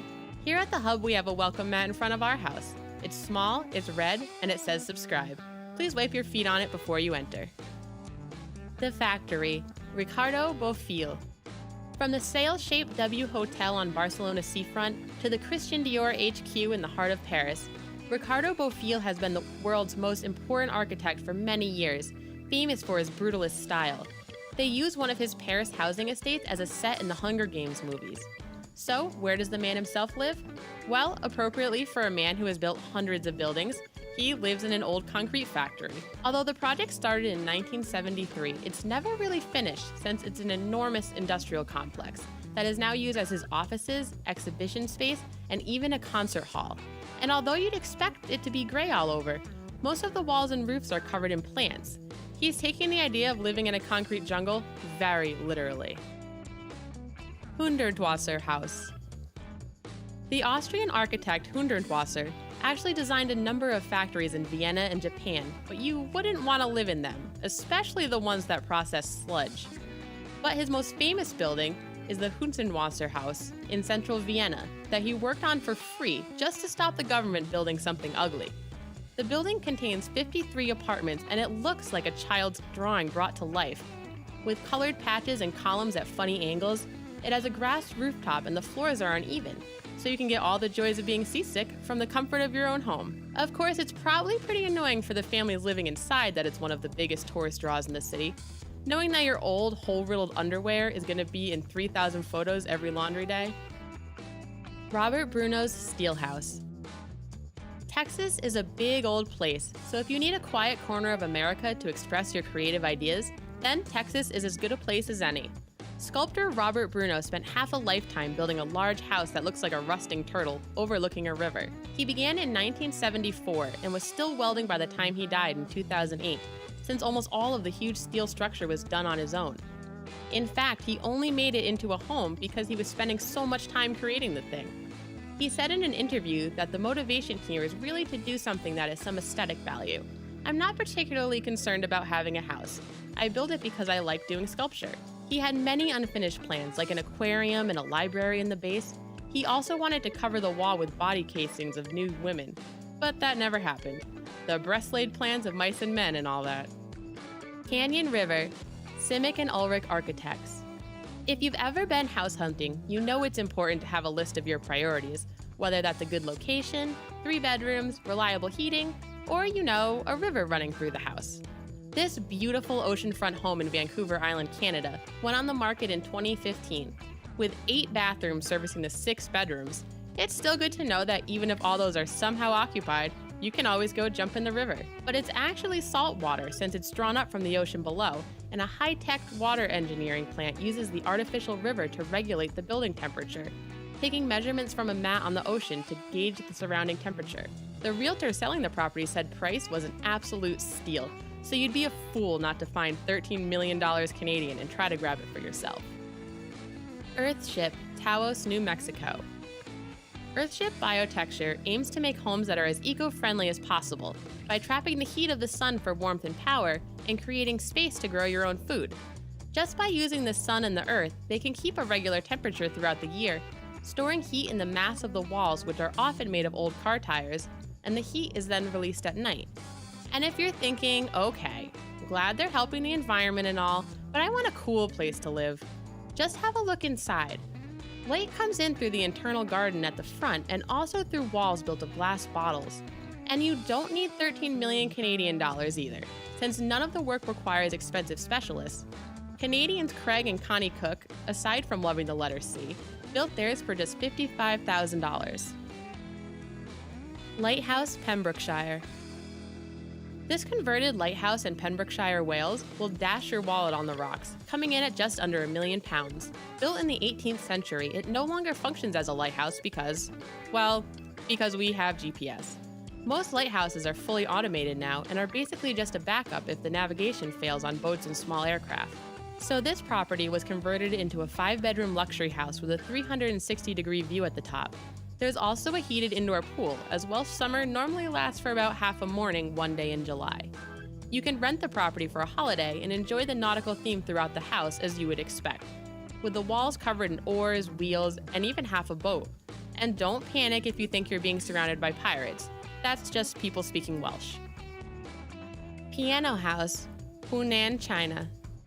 China has had some highly ambitious construction projects in recent history, sometimes building entire cities from scratch in the middle of nowhere. But while it's mostly huge skyscrapers and shopping malls, you occasionally get something a little more out there. In Huanan lives Piano House, a huge building shaped like an open grand piano and a towering glass violin that acts as the entrance. It was designed by the students at Hubei University of Technology to celebrate the city's advancement, and it's been embraced as a romantic hotspot by the Chinese, with many people booking weddings inside. Just don't let your drunk uncle try and play the thing. Tunnel House. One thing that's guaranteed to ruin local property prices is if your dumb neighbor accidentally creates a black hole and sucks their house inside out. It's so annoying when that happens. Artists Dan Havel and Dean Ruck created this vortex house in Houston, Texas, by peeling off the wooden skin of the front of their house and reforming it as a funnel that passes right through the house. The tunnel entrance is in the side of the house, but you have to crawl through the exit, emerging in a courtyard next door. Are you in the market for a new home? Do you mind if your new residence doesn't have windows, is overgrown with vegetation, and comes with a squatter or two? Do you have $1 million to spare? Then you might be the perfect new owner of one of the most expensive abandoned celebrity homes. These once grand estates have the square footage to impress at the most formal dinner party, but their sad stories of financial ruin, family tragedy, or just plain old residential mismanagement have made them almost as notorious as their owners were famous. Join the Hub for a tour. And hit the subscribe button to stay up to date on all the new listings that the Hub finds on the market. And by listings, we mean best content on the web. Michael Jackson. You've got to be a smooth criminal if you want the thriller of breaking into the King of Pop's Neverland Ranch. Renamed Sycamore Valley, Michael Jackson's former getaway has lay empty since its owner's tragic death in 2009. Originally on sale for $100 million, the 2,700-acre resort-style estate has a lake, a barn, a pool, a 50-person cinema, and a train station inspired by the Magic Kingdom. Still, after gathering dust, the property's price tag was decreased to $67 million. Selling this place isn't as easy as ABC. Maybe buyers are turned off by the fact that Neverland is missing some of the more eccentric additions that once made MJ's home stand out even more than it already does. There was once an exotic petting zoo with rare animals, several theme park rides, and even a fire department that Jackson established and paid for. After the singer's infamous 2005 trial, the man who once moonwalked around the world never set foot on his property again. It fell into disrepair. With all the games, Jackson's daughter Paris said they still lived a normal life. The kids were only allowed to go to the amusement park when they were well behaved, and then and only then could they walk over to the Ferris wheel in their backyard. If not, they had to beat it. The Saudi royal family. In London, there's a small neighborhood that doesn't even bother to hide its opulence. Named Billionaires Row, a stretch of 10 mansions stick out like eyesores. As the UK's second most expensive residential area, you'd be surprised to find these 10 empty palaces. They may be smaller than the castles belonging to Queen Elizabeth, but that's because they were merely intended to serve as hideaways for another nation's royalty. In the late 1980s and early 1990s, it's believed members of the Saudi royal family purchased these homes as their own kind of doomsday bunkers in the event their own home became engulfed in the kind of turmoil Saddam Hussein's Iraq was experiencing at the time. However, for the past 25 plus years, these mansions, worth an estimated £75 million, have gathered moss. With vines growing up steps and holes in the walls, floors, and ceiling, the only residents are the wild animals hiding in grand fireplaces and living in musty old furniture. Priceless chandeliers hang over the bare floors of unused ballrooms and reflect sunlight back onto tattered curtains. To get owners to either occupy or sell their homes, London's mayor, Boris Johnson, is pushing for a heavy increase on taxes, especially since the city faces a housing crisis for its less fortunate citizens. In the meantime, the Saudi Arabian billionaires could provide an entire season of episodes on a flip it or fix it type TV show. Mike Tyson. As much as he's become the crazy character from The Hangover, Mike Tyson isn't necessarily the first person you'd associate with a house of God, but he used to live in one. His abandoned mansion in Southington, Ohio, has been renovated by a new church in the area. The man who bit off part of the Evander Holyfield's ear has made a name for himself as a tough fighter inside the ring and a high roller outside of it. Struggling financially and filing for bankruptcy in 2003, Iron Mike couldn't afford to keep the 13,500 square foot mansion with its sprawling indoor pool, zebra print carpets, low-hanging chandeliers, and cages for his three $70,000 Bengal tigers. He sold it to businessman Paul Munya for $1.3 million, but he didn't move into the house. Munya never got the chance to occupy the mansion once he was arrested in an FBI sting. When Munya offered the mansion in exchange for a rare $20 million diamond to an undercover agent posing as an emissary from a high-up criminal, the entrepreneur was arrested on charges of money laundering. A health magnate purchased the mansion at auction, removed some of the tackier fixtures, and ultimately donated the property to a startup church. Prince Andrew. Right next to Great Britain's exclusive Wentworth Golf Club and Ascot Racetrack lies a place fit for a prince. The only problem is the prince doesn't live in it. Built for the newly married Prince Andrew and Duchess Sarah Ferguson on the occasion of their 1986 wedding, the newlyweds made the mansion their home. Dubbed the stately name of Sunninghill, the mansion lorded over the rest of its exclusive Berkshire neighborhood, situated over the mansions high on its central hill. Prince Charles's brother, Andrew, and Andrew's wife, the original Fergie, were divorced in 1996, but she and her daughters remained in the home for several more years. Vacating the land in the early 2000s, the home started to look more like a dilapidated setting of a slasher film than the royal residence it used to be. Poorly cordoned off, the home fell into disrepair, with weeds growing throughout, broken windows letting the outside elements pour inside, and greenery sprouting all around the indoor swimming pool. The property in Sunninghill was reportedly purchased by Keynes Rakashev, a businessman from Kazakhstan, to which Prince Andrew has had questionable ties. He's denied ownership, but whoever owns the land finally demolished the long-abandoned 12-bedroom, 12-bathroom mansion in early 2017. Marilyn Monroe. She starred in The 7-Year Itch, but it's hard to give buyers the itch to purchase her $6.9 million home in LA's Brentwood neighborhood. The last years of Marilyn Monroe's life were spent in this southwestern-styled bungalow, with white walls and a gate surrounding the modest property of the 2,624-foot home. This house is the last place in which Monroe lived. Occupied by Monroe and trusted maid Eunice, the stucco hacienda was the first residence the movie starlet owned outright. Sadly, she passed away there in 1962, only several months after moving in. Although several other owners have called this place home since Monroe's untimely death, the mini oasis has undergone few changes since Monroe's short stint at 5 Helena Drive over half a century ago. In a 1962 photo shoot for Time magazine, Monroe said, "Anybody who likes my house, I'm sure I'll get along with." Since subsequent owners liked the aesthetics enough to keep it as is, she probably would have made acquaintances with any of them. With its arched doorways, wood ceilings, terracotta floors, and blue tiles fireplace, Monroe would still feel at home in her private getaway. If you consider yourself a fan of one of the 20th century's most iconic faces, and happen to have $7 million lying around, you may want to consider buying this relic of old Hollywood. Huguette Clark. Huguette Clark may not be a household name, but this heiress is as close to royalty as an American can get. Her father's mining company allowed the family to rub elbows with Rockefellers and Carnegies. Though they weren't in the railroad business, all railroads led to the Clarks' greatest accomplishment, Las Vegas. Yes, founding one of the most popular tourist destinations in the world when it was just a small mining town is quite an accomplishment. While that led to Huguette purchasing 3 massive plots of land, she spent the last 20 years of her 104-year-old life in a hospital bed and wasn't able to enjoy the fruits of her family's success. One of these mansions is the immaculately kept Bellas Guardo in Santa Barbara, California. A 1930s-era chateau hanging over the Pacific, decorated pools in the courtyard reflect the murals on the surrounding walls. With all the same paintings and covered furniture as it was when she lived there, the house is as full as her life. She was on the Titanic's fateful trip and was living in New York during September 11th, but the real treasure lies in the carriage house, where there remains a 1933 Cadillac V16 limo and Chrysler Royal 8 convertible, both in mint condition.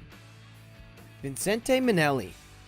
Former husband to Judy Garland and father to Liza Minnelli, Vincente's luxurious Beverly Hills residence is now overrun with graffiti and drifters. When Vincente passed away in 1986, he bequeathed the home to his widow, Lee, but his estate was left to Liza to manage. Liza Minnelli sold the house in 2002 and set aside a condo for her stepmother, but Lee refused to leave. When Liza stopped paying electricity and the staff, they continued to work for free, dedicated to their aging boss. From there, Lee sued Liza, and the 2 surviving Minnellis were forced to come to a new agreement. Liza could sell the home to new owners, but Lee was able to live there until her death. After a complex turn of events, the widow Minnelli passed on, and the new owners failed to move into the French Regency-styled mansion, so it became home to squatters. Mirrored walls now only reflect empty living rooms, bay windows open to unattended yards, and a library that once housed modernist statues and a collection of artistic works is empty, save for the leftover belongings thrown on the water-damaged carpets. A feature in Architectural Digest from the mid-20th century shows just how chic the old pad used to be compared to the empty shell it's become. The Los Feliz Murder House.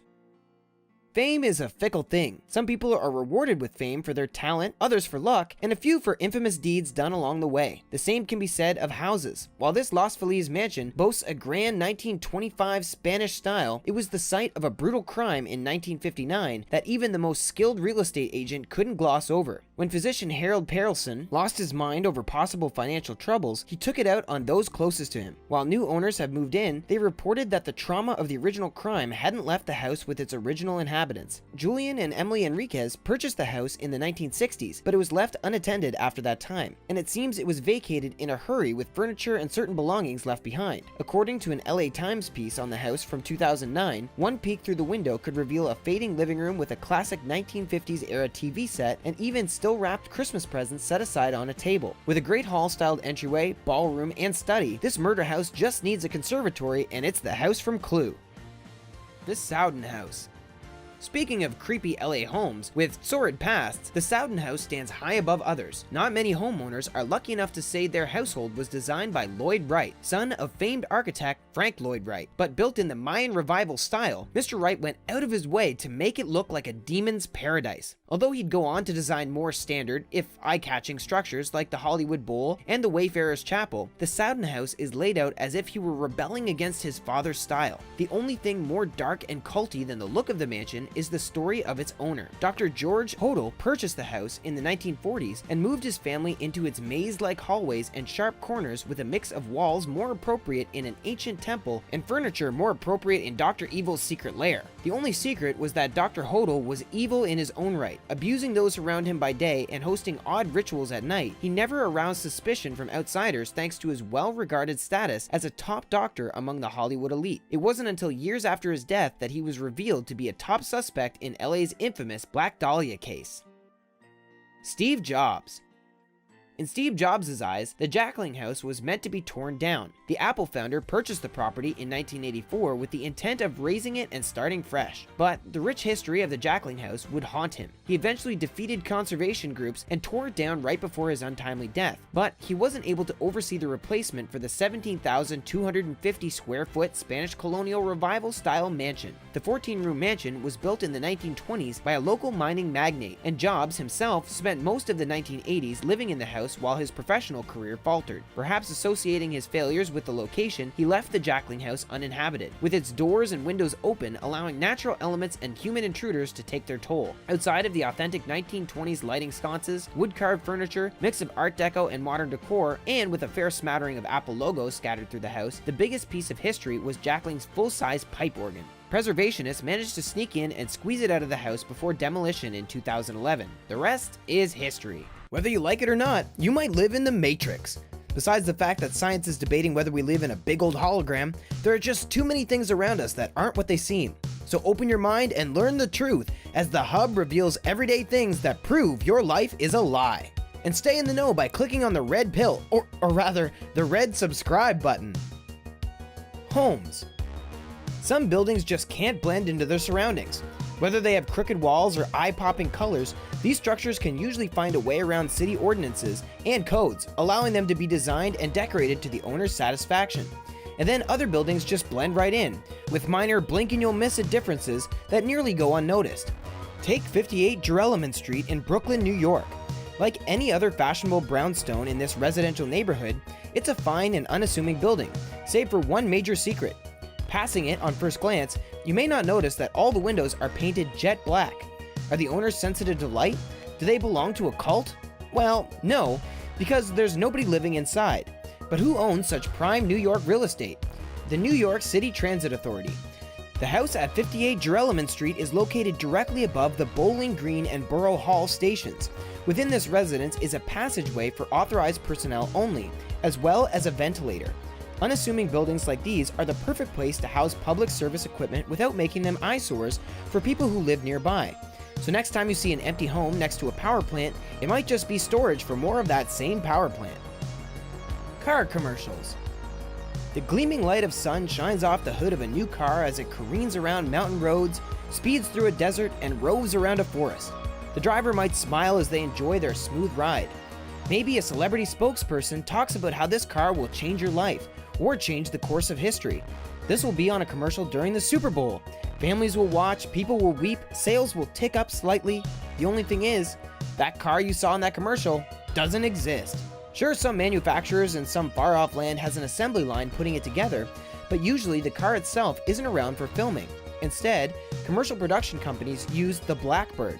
This battery-powered rig comes with a mounted camera, adjustable wheels that can match the size and distance of any modern vehicle on sale, and suspension that helps it to realistically react to any driving environment. Once filming is done, a computer-generated car is superimposed over the Blackbird. This way, money is saved for any time spent borrowing the car for the initial shoot and reshoots. Commercials are made, families watch, people weep, and cars are bought. Facades. Some people take home decor and design seriously. They won't settle for anything less than the real thing. No white picket fences made of plastic for them, and no Brady Bunch-style AstroTurf for their front lawn either. But these people may be surprised to find that faux facades have come a long way in the past few years. Thanks to advances in technology, accurate molds of slates can create a rocky exterior wall to the front of a house that looks as if it was painstakingly cemented around the front door, rock by rock. It could be just as easily applied in one sheet by a homeowner. Wrought iron substitutes are made of composite metals, but they too are painted to match the dark reflective properties of the real thing. If placed on the outside of a second-story window as a frame, it looks just like actual metal, but is much lighter to handle. Public works projects often use substitutes too. Those brick roads you're stepping on could just be red-painted concrete with stencils inlaid to make different bricks stand out, or worse, they could just have been textured sheets laid directly over the roads themselves. Pineapples. While it's a delicious addition to any smoothie or fruit salad, pineapples are actually a pretty commonly mistaken fruit. Grown in the ground and not in trees, pineapples can take 3 full years to ripen, which explains why they're usually more expensive than other fruits you'll encounter in the produce aisle. They also are often considered sweeter tasting when salt is added. Named by European explorers who noted their similar shape to pine cones, these fruits are actually berries. When pineapples grow and mature, they're really a bunch of different berries that coalesce into a spiky, gridded plant that you can pick up from a store. Speaking of berries, other surprising fruits belong to the berry family are watermelons, pumpkins, avocados, and bananas. And yet, strawberries are not actually berries. Yes, pineapples are a unique fruit, and although they were first discovered in South America, the sweetest tasting are often thought to be found in Hawaii and Costa Rica. That said, most pineapples in the world are produced out of Southeast Asia. No matter the location and no matter the exterior color, pineapples tend to taste sweet wherever you find them. Green grass. Are you green with envy over your neighbor's lawn?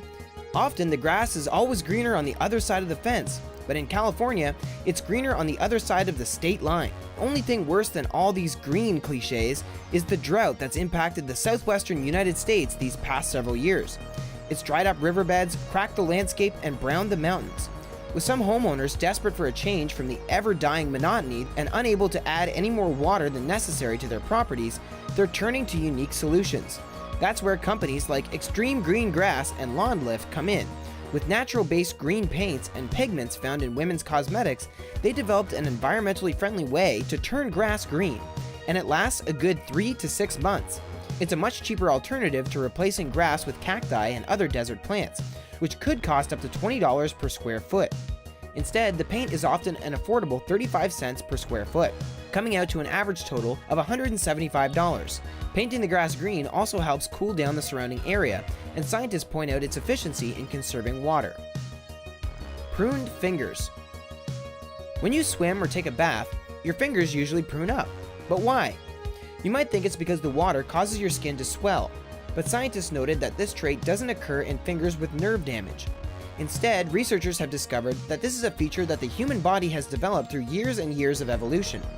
With grooved fingertips, we're able to better grip objects underwater. Even though the pruning makes your wet hands look temporarily older, it's an incredibly useful survival mechanism. Controlled by nervous systems, the pruning of our fingertips is as internal of a process as blood flow and heart rates. This process helped our ancestors grasp food from streams and rivers, and toe pruning aided in running barefoot along rain-soaked surfaces. Proven by having human test subjects grab wet and dry marbles, pruned hands picked up a series of wet marbles much faster than dry hands. So if you're caught wet-handed, you have a much better chance of survival. NASA Vehicle Assembly Building. Much of the scientific community has warned that climate change is one of the greatest problems of our time. Thankfully, many climate-controlled buildings can keep us safe from the elements, as long as they're not large enough to have a climate of their own. NASA's Mammoth Vehicle Assembly Building makes its own rules for the type of attributes a building can have. This massive open warehouse is so large, employees have noted that it has its own weather patterns. At 129,428,000 square feet, this factory was among the biggest structures around, with enough internal volume to contain almost 4 Empire State Buildings. With the largest doors in the world, they're big enough to fit the Statue of Liberty inside. This huge structure was built to fit the towering Apollo rockets of the 1960s, and with its height and width combined with the Florida humidity, clouds are known to gather in the ceiling. Any moisture and precipitation could prove dangerous to expensive devices at ground level, so the latest renovation of the building included air conditioning equipment weighing in at 10,000 tons. 1 hour of AC pumping through this room can replace all the air inside of it, allowing for clear blue skies. Ceiling. The Apollo 11 computer. Humankind's greatest accomplishment in the 20th century might have been our trip to the moon. The event, which we now take for granted, caught the attention of the entire planet as we looked skyward beyond what we once thought was possible. And just think, the flight was completed using drives with less processing power than a Super Nintendo. Advanced for its time, each of the 8 registers on the Apollo 11's computer contained a maximum of 16 bits of information. The Super Nintendo and Sega Genesis home video gaming system of the early 1990s could play up to 32-bit.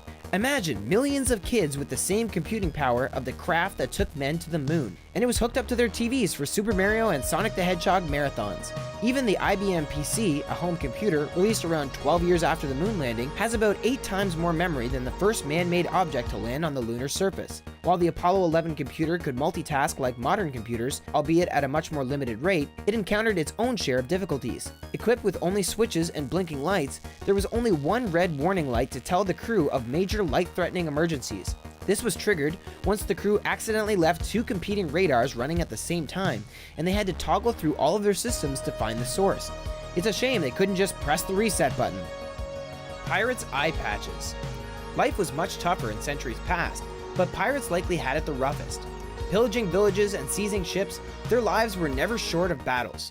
The prevalence of swords, knives, cannons, and pistols meant that peg legs, hooks for hands, and of course, eye patches were never on short order. But did you know that not every pirate with an eye patch was missing an eye? Sure, some might have been faking it so they could have street cred, but eye patches were actually helpful tools for those with 2 eyes of their own. It takes the human eye a good 25 minutes to adjust from daytime to darkness. As the inner hull of ships were often dark and dank places, a quick flip of the patch would allow buccaneers to easily see the goings-on below deck. Although there's no historical anecdotes to confirm for sure, we can assume that no tough-acting pirate would want to reveal an unscarred face to their fellow Seabees. Wear an eye patch yourself the next time you're swabbing the poop deck, and no ruffian will try a tricky surprise attack on you while you're unaware. Tic Tacs. Tic Tacs are known and loved as the tiny and portable, sometimes minty and sometimes sweet candy. You might struggle getting one tack out of the small plastic container without spilling out the rest. But a helpful and fun fact to consider is that the indentation on the side of the lid is shaped to fit a single Tic Tac inside of it, like a mini spoon offering a single serving for your consumption. Although these candies are tiny, beware the wording on the box. It says it's sugar-free, but in actuality, Tic Tacs are 98% sugar. They're able to get away with this through a clever loophole in the Food and Drug Administration's rules. In order to be sugar-free, foods must have less than 0.5 grams of sugar. Since the total percentage of sugar in a given serving isn't taken into account and an average Tic Tac only weighs about 0.49 grams, the makers are able to sneakily call themselves a sugar-free snack. From controlling the weather to being in contact with aliens, military bases are almost synonymous with controversial claims and conspiracy theorists. Admittedly, they have to keep some things secret, but do they really have to keep so much hidden from the public? Today we're showing you the 10 most protected military bases in the world. By the end of this video, you'll be sick of hidden secrets, so we'll let you in on one of ours. Before we start, click subscribe and we promise there's something great on the other side. Dugway Proving Ground, Utah.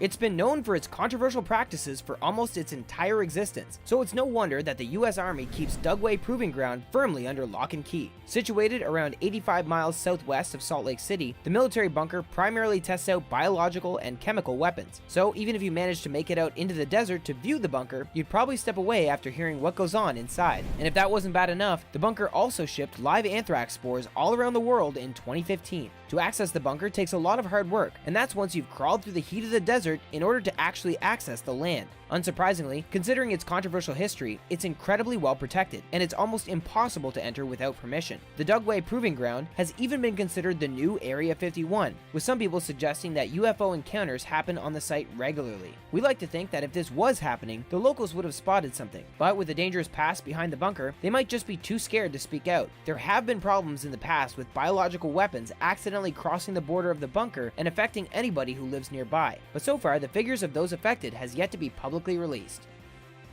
Fort Detrick, Maryland. You might have heard of Fort Detrick before, but probably not for any good reason. It was the center point between 1943 and 1969 for the US Army's biological weapons program, which unfortunately saw a few fatalities on American soil. The team behind the biological experiments had good intentions. They wanted to increase the USA's strength against weapons of this type, so they decided to gently test them in various parts of America, most notably San Francisco. However, the plan backfired as the biological diseases that were spread came on too heavy, and a wave of different illnesses struck some of the major towns in this area. So, with this in mind, you might have already accepted that gaining entry into this fort is almost impossible. It's also doubly security conscious, because before Fort Detrick turned into a bunker, it was actually a tiny airport in Frederick. In 1943, the US government bought the 92-acre plot of land, and then another 62 acres surrounding it. The reason why it was used for biological testing was partially down to its remote location, and it makes it pretty easy to spot any lurking civilians nearby, too. If this wasn't enough to convince you that entry is nigh on impossible, maybe you should consider that the government kept it so secretive that nobody even knew the bunker existed until 1946. Diego Garcia. If you're proud of having heard of our previous 2 military bunkers, we're pretty certain you'll never have come across Diego Garcia. The controversial camp is hidden away in the Indian Ocean and has remained a mystery to outsiders since its initial creation. It's part of a group of islands called the Chagos Islands, which are technically owned by the British government, but have been leased to the United States. It's now the largest overseas airspace belonging to the US government and is notorious for its unethical practices. Although a few articles have been written about Diego Garcia, they're fairly shrouded in mystery. Since the base was built, no journalist has ever been able to step foot there. Entry is only permitted for military employees. We're pretty sure we wouldn't want to visit this camp because it's been known to house suspected terrorists. This has been denied by members of the UK government, but suggested by official US employees. So by this point, we're not really sure who to believe. You might think it would be easy to sneak into the bunker because with about 3,500 workers based on the island, you could surely blend in, right? It's a big risk if you decide to, because once you're in, it's equally difficult to leave. Passports are usually surrendered on arrival, leaving thousands away from their families for a long period of time. Wright-Patterson Air Force Base. It seems a lot of our military bunkers on this list are known for doing bad things or committing undercover crimes, but at least we can say one good thing about the Wright-Patterson Air Force Base. Back in 1995, it was used to settle the end of the Bosnian War, and as a result, we now have the Dayton Agreement. The Air Force Base is used for improving, you guessed it, air forces. It has enough room to land even the largest of planes, and the entire dimensions of the ground are around 5,250 acres. Obviously, the outskirts of the base are all closed off, so you'd have to plan a long camping route if you were planning on sneaking into this bunker via a hole in the fence or something. But once you're in there are a lot of places to hide, because this Air Force Base has more than 300 buildings. The US government put $300 million towards improving the site, which we imagine helped the planes there, but also the security surrounding the base. Allegedly, when it's not dealing with planes, the bunker is dealing with unidentified foreign objects, and there are rumors that there's a secret UFO room somewhere inside. Although Curtis LeMay, a general at the site, said nobody would ever enter it. HARP Research Station, Alaska. You might think it's bad enough that certain parts of the government were testing biological weapons or chatting away to aliens, but wait until you hear about them supposedly changing the weather. Nope, we're not joking. Although the HARP Research Center in Alaska might not have actually controlled the weather, but conspiracy theories were convinced it could at least play a role in it. In 2010, Venezuelan leader Hugo Chavez even suggested that the HARP Center contributed towards the Haiti earthquake, or that another, similar program might have been the cause. Although we're aware that a center in Alaska couldn't actually change the weather, we can understand why there's so much controversy around the base. Its job is to probe into the ionosphere, which starts around 53 miles north of the Earth's surface. The technology used is incredibly complex, and it was forbidden to enter the base without explicit permission. For better or for worse, in 2014, the government decided to shut down HARP. Whether it was due to the rising number of conspiracies, or whether it was too costly to continue using, work in the center was stopped. But in 2016, the government relented and began to allow visitors to tour the complex. Of course, this is great for encouraging transparency, but who knows what they could have hidden in those 2 years. Raven Rock Mountain Complex, Maryland. On the border between Maryland and Pennsylvania lies the Raven Rock Mountain Complex, or as you might know of it, Site R. Designed to house US forces in the event of a nuclear attack, it has enough amenities to keep people happy and healthy for around a month. except for one important thing. Sure, the mountain complex has enough food, water, and shelter to allow you to get a good night's sleep in the knowledge you can still have a hearty breakfast in the morning, but you won't be able to check your phone while you're enjoying it. That's right, surrounding the Raven Rock complex is some form of magnetic field, meaning that it's impossible to get a network connection there. Basically, it's not somewhere you'd like to be stuck in an emergency, which is pretty ironic considering that's exactly why it was built. The complex is thought to house a city inside the mountain, but you won't be able to get a look inside without permission. Huge steel doors cover the entrance, behind which are any number of strange antennas, dishes, and other creations. No one was really aware of this base for years, and locals weren't too bothered about its existence, although only those in on the secret are knowledgeable on where the last one lies. Mount Weather Emergency Operations Center, Virginia. It's only an hour or so away from Washington, D.C., and it has its own fire service, police force, and laws, but no one who has ever been inside Mount Weather has ever really opened up about what lies there. The complex started out as a weather station in the late 1800s, but after 9/11, government officials were flown there by helicopter, and it all changed from then on. Realistically, it's not difficult to find Mount Weather, but if the no trespassing sign doesn't put you off, then maybe the razor-sharp wire surrounding the complex will do the job. Also, hiding the view of the base is a thick plantation of shrubs, which actually makes it easier to view Mount Weather from space than it does from simply driving up to the complex. As a result, we'd hedge our bets that it would be easier to fly down from outer space to get inside the base than it would be to try and enter from the roadside. No one has ever even been allowed to tour the property, so nobody is truly sure what goes on inside there. The government is so intent on hiding Mount Weather away that they're continually pushing it behind new improvements. Areas you used to be able to view from the side have been since covered with fences and huge barriers. Forward Logistics Base, Kashmir. As we know, there must be something going on at Forward Logistics Base in Kashmir because both India and Pakistan are intent on taking control of it. This might not sound so strange to you, except for the fact that the land is uninhabitable, yet they still want it for their own. Both sides have actually built their own military installations, making it dangerous to cross from one side to the other.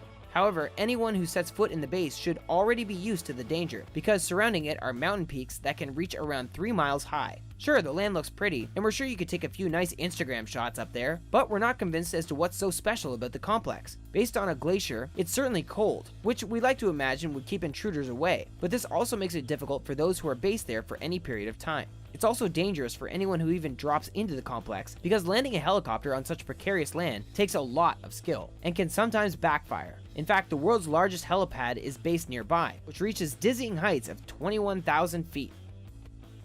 Thule Air Base, Greenland.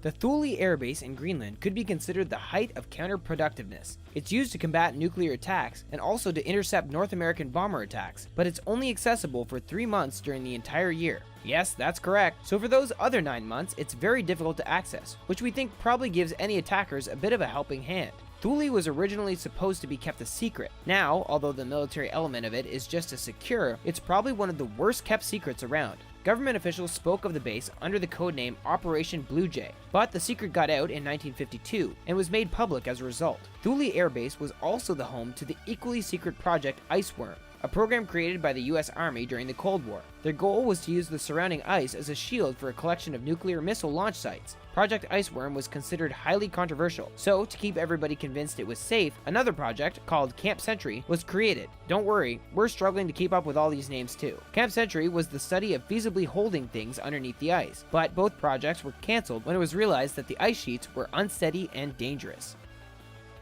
Pine Gap, Australia. If you want to know what truly goes on inside Pine Gap in Australia, you'll have to become close friends with one of the 1,000 people who work there, and even then you'll struggle to find what you're looking for. No one except the workers has ever been allowed inside the base, and we doubt they ever will. People all over the world have tried to find out what happens between the heavily stacked gates, but even the local residents are unaware of its secrets. It's jointly owned by Australia and the United States, and its full name is the Joint Defense Facility Pine Gap. You might wonder how two such distant nations can successfully hold a fort together, and it might be this reason as to why so many conspiracy theories surround the complex. Some people seem to think that Pine Gap controls UFOs. We're sorry to break it to you, but this isn't true. Or at least this isn't what either country publicizes as true. The truth isn't too different, however. The complex gathers data from signal intelligence and also provides warning on early missile launches. The ground spans over 65,000 square feet, yet is patrolled by police every 10 minutes. A Melbourne-based photographer who tried to snap the complex said the average person would be lucky to get within a kilometer of it. When we think of the future, Many of us like to picture flying cars, medical breakthroughs, space travel, and robot butlers. However, for some reason, footwear is often overlooked when we envision the future. In this video, we're going to show you some amazing futuristic shoes that you've probably never heard of. You won't want to wait to get your hands on a pair of these, or rather, you won't want to wait to get your feet into them. Since you clearly enjoy thinking about the future, don't forget to join our notification squad, so you'll be ahead of the curve when it comes to awesome new videos from TheHUB. Nike Mag. Since Back to the Future 2 takes place in 2015, we're already way behind on replicating some of the technology that captivated our imaginations the first time we saw the film. Fortunately, Nike heard our concerns loud and clear and stepped up to the plate. Following an online petition, Nike worked with footwear innovator Tiffany Beers to create the Nike Mag starting from scratch. After 6 long years adding up to thousands of hours of work, which included 3 total restarts, the shoes were completed. Not only are these an accomplishment because they activate our sense of nostalgia, but they are also the first rechargeable footwear created by Nike. These shoes feature an electroluminescent outsole and are made with space-age materials. Their rechargeable internal battery is good for up to 3,000 hours of use. But even cooler than the flashing lights and the nostalgia factor is that 100% of the proceeds from these limited edition shoes were donated to fund Parkinson's research. In just 10 days, these shoes had kicked up over $10 million. They also helped pave the way for Nike's next extremely futuristic pair of shoes, which has an even more impressive array of features than the Nike Mag. Nike HyperAdapt 1.0.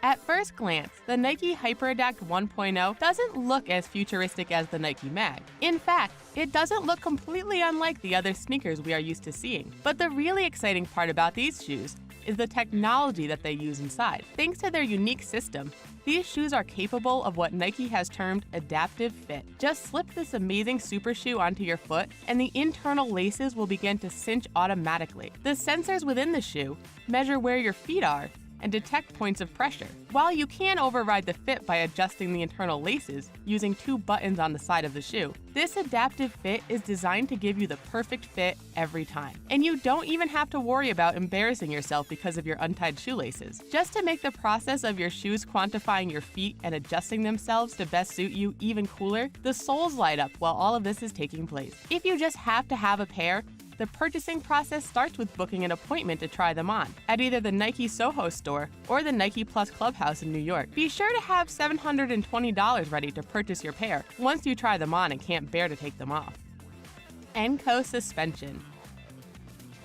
Running can be tough on your joints and your feet, and few people know this more than Christian Freschi, the designer and developer of Enco running shoes. He's a competitive and passionate runner, and spent over a decade creating the perfect pair of running shoes. What sets these shoes apart is their unique shock absorption technique. When you run with a normal shoe, you must expend your own energy in order to lift your foot up once it hits the ground. These shock absorbers do that for you by storing your energy and utilizing springs to give it back to you for an extra boost. You can choose different springs that are designed to accommodate your specific weight and tailor your experience to run as fast and far as possible while minimizing injury. To further protect your feet, they contain about 20 millimeters of cushioning, which is far more than the average running shoe, which contains 2 to 3 millimeters. Any one of us who has tried running knows that when your muscles are aching and your body is sweating, that you'd give almost anything for just a little extra boost of speed and stamina. For $390, you can actually purchase that additional help when you invest in these incredible futuristic shoes. Lenovo Smart Shoes. To combat humanity's insatiable need to quantify every aspect of our existence, it seems like every month there is a new version of the Fitbit or other activity tracker, but the Lenovo Smart Shoe could take over all of the tracking you could ever want. While you wear them, they'll monitor your health via a 3D scanner inside of the shoe. It's able to track your body fat percentage, weight, and how much you're sweating. Don't worry.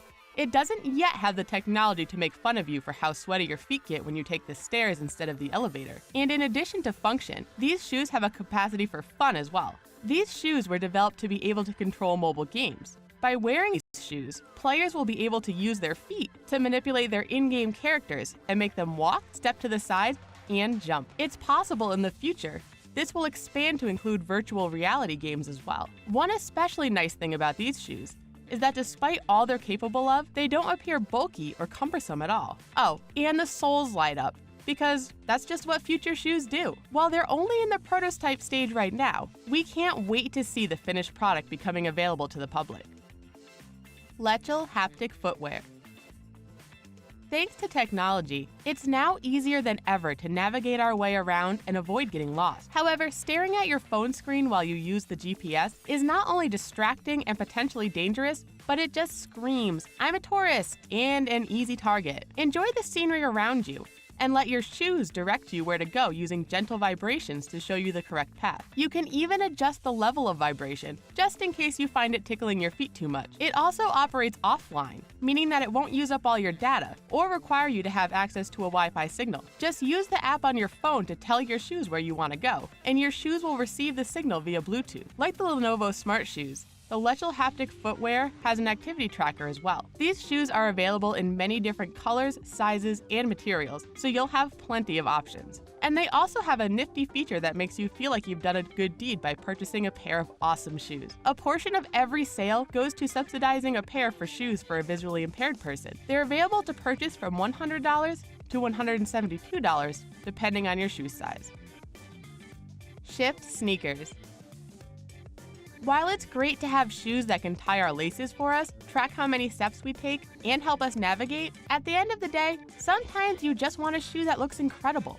Shift sneakers are the solution to ending the countless hours we spend languishing as we debate what color sneakers to invest in. With just one pair of Shift sneakers, you'll have access to a whole array of looks. While it's still in its conceptual stage at the moment, the idea is to have the shoes connect to an app that you can use to control the color of your sneakers. Conducive threads would be woven into the membrane of the sneakers in order to facilitate the movement of electrical signals of your body, while miniature LEDs allow you to project different colors and patterns onto the shoes. Choose from preset colors and patterns, or feel free to design your own. You can also program your shoes to respond to changed appearance in response to specific temperatures, movements, or locations. You could design a pair of awesome sneakers that turn into a more responsible looking pair as soon as you get to school or work. Garnier Carbon Pro Team Shoes.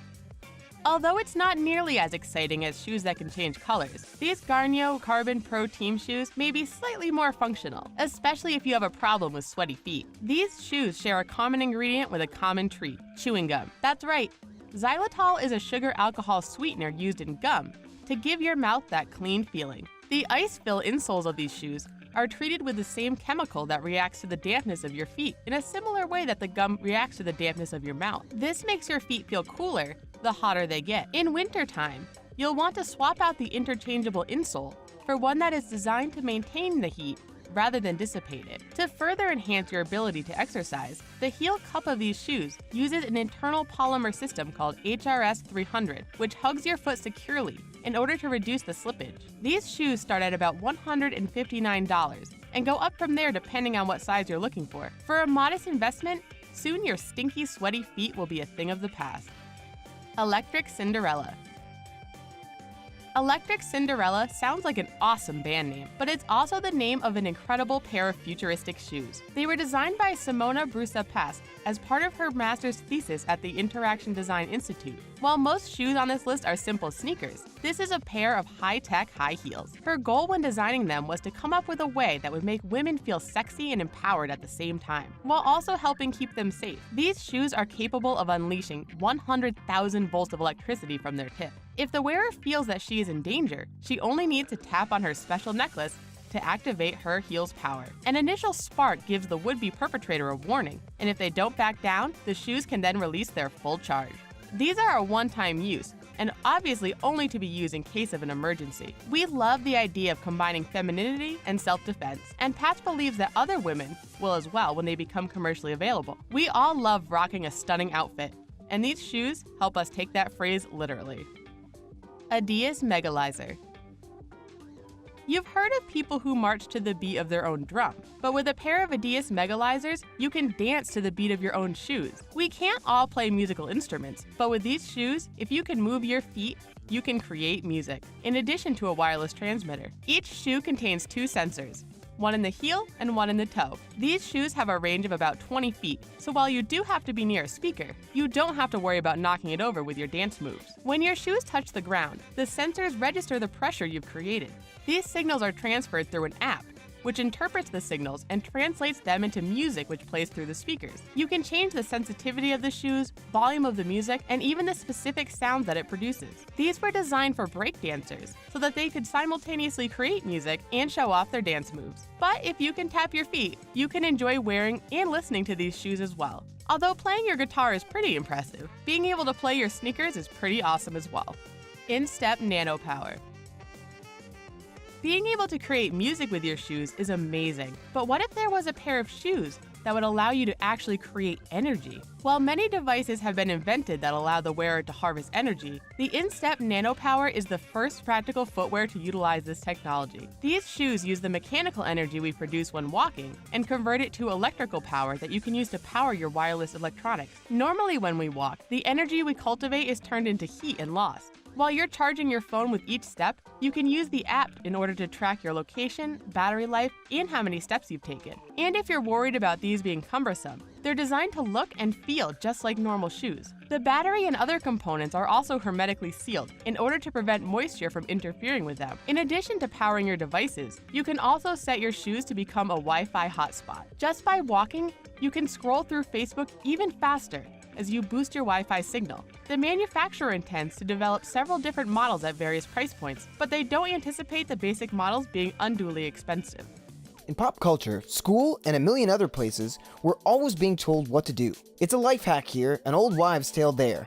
Everybody seems to know the right thing for you, but the thing is, they don't. It's usually not on purpose, but a lot of times the info people give you just isn't right. Luckily, TheHUB has your back this time. Here are the 10 lies that you still believe. Before your mind gets totally blown, be sure and subscribe to our channel and turn on your alerts. We promise we won't lie to you. A full night's rest. The first lie on our list is one you're certainly familiar with. Oftentimes when we show up to school or work, somebody will have to tell you about how little sleep they got the night before. It's almost become a competition to see who got the least amount of sleep under the required 8 hours a night. But that's where the reality ends. Because needing a standard 8 hours of sleep just isn't universally true. For years, doctors said that 8 hours a night was the way to go. But doctors also used to say that cigarette smoke wasn't very harmful. What we're trying to say is that the information we have as a culture changes over time with the development of new discoveries. Today, many scientists say that the amount of sleep we need each night varies person to person. And when you think about it, this makes a ton of sense. Each person doesn't eat the exact same amount or exercise the same amount, do they? Plus, there are more factors to consider as well. For example, if you're sick, you generally are going to need a lot more sleep than a healthy person. And if you have recently been sleeping poorly or erratically, this will greatly affect the amount of sleep you need too. Shaving darker. A lot of children heard this next lie while going through puberty. No, not that everything would be easy in middle school, but the classic lie about shaving. Grandparents, parents, older siblings, neighbors, almost everybody will tell you that shaving makes your hair grow back thicker. But we have bad news for boys frantically shaving to try and grow a sweet mustache. It just isn't true.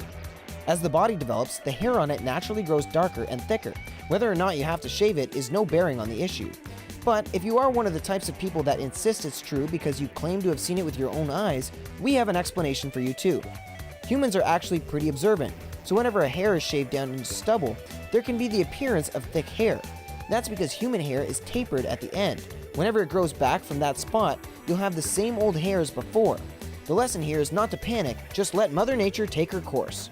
The cause of warts. The social stigma behind the next item on our list is enough to make some people hysterical.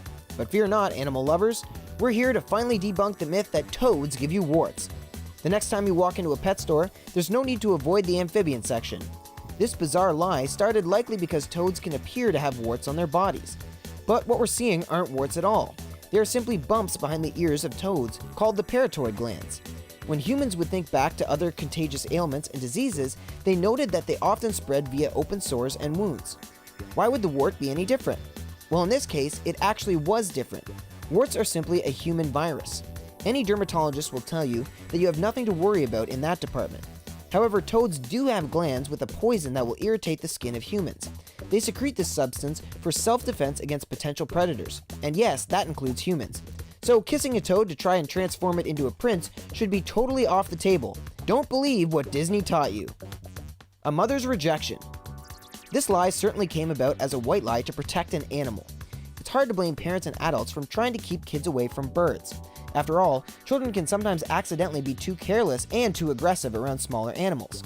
The warning that mother birds abandon their young if a human has touched it just isn't true. Whenever you see a baby bird on the ground, the instinct may be to go and help it. Maybe it's lost its nest, maybe it's hurt and needs help getting back. The best bet here is to simply let the baby bird be. It is very likely in the process of learning to fly, and interrupting it could be harmful to its development. You'd hate to screw up a bird's flying lessons, wouldn't you? On top of that, handling birds in the wild could also be very dangerous to humans as well. Some birds carry mites and diseases that could be passed through a person's skin. The only type of bird that has the super sensitive sense of smell that people often attribute to the common bird is a vulture. But they don't use their smell to abandon their young, they use it to find dinner. Jellyfish sting. Have you ever been in such extreme pain that you were willing to do anything to make it go away? Even have somebody pee on you? Wait, maybe we should explain a little bit better before this goes too far off the rails. An old wives' tale says that if you're ever on a beach and get stung by a jellyfish, then there exists an easy solution. Simply have somebody pee on the spot where you were stung, and the pain will be alleviated almost immediately. Pretty great, right? Except that's just not true. We know this lie has been widely popularized in movies and TV, and even appeared on an episode of Friends. If Monica got stung by a jellyfish and had somebody pee on it in real life, it would actually have the opposite effect. Urine has been known to activate the jellyfish stingers in the skin, causing even more pain. The good news is that even if you get stung by a sneaky jellyfish, the pain won't last too long. It usually goes away within 24 hours or so. So if you can survive the first 5 minutes of pain, you'll be good to go. Just no peeing on it, okay? NASA pen. Let's jump from a lie about beaches to a lie told about outer space. During the Cold War, there was a lot of propaganda going around in all directions. It was widely popular to criticize either the United States or the Soviet Union, depending on what side you were on, of course. So that's why when this lie came out, people instantly believed it. It was said that the United States spent millions of dollars developing a special pen that could be used to write in outer space. Because of the lack of sufficient gravity, traditional pens won't write during space travel. And the counterpoint of the apparent government overspending was the Soviet Union astronauts decided to just use a pencil instead. The reason this is a lie is that using pencils in space was a dangerous move. Butts of the lead could break off and get into mechanical parts of the spacecraft that they shouldn't be. The Soviets actually ended up using the pens that were created shortly after this. After all, they were the better and safer choice.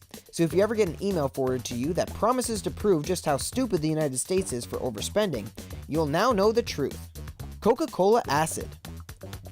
If we were to take a guess, we'd say this next lie was created by Pepsi. Coca-Cola is the largest and most popular non-alcoholic beverage on planet Earth.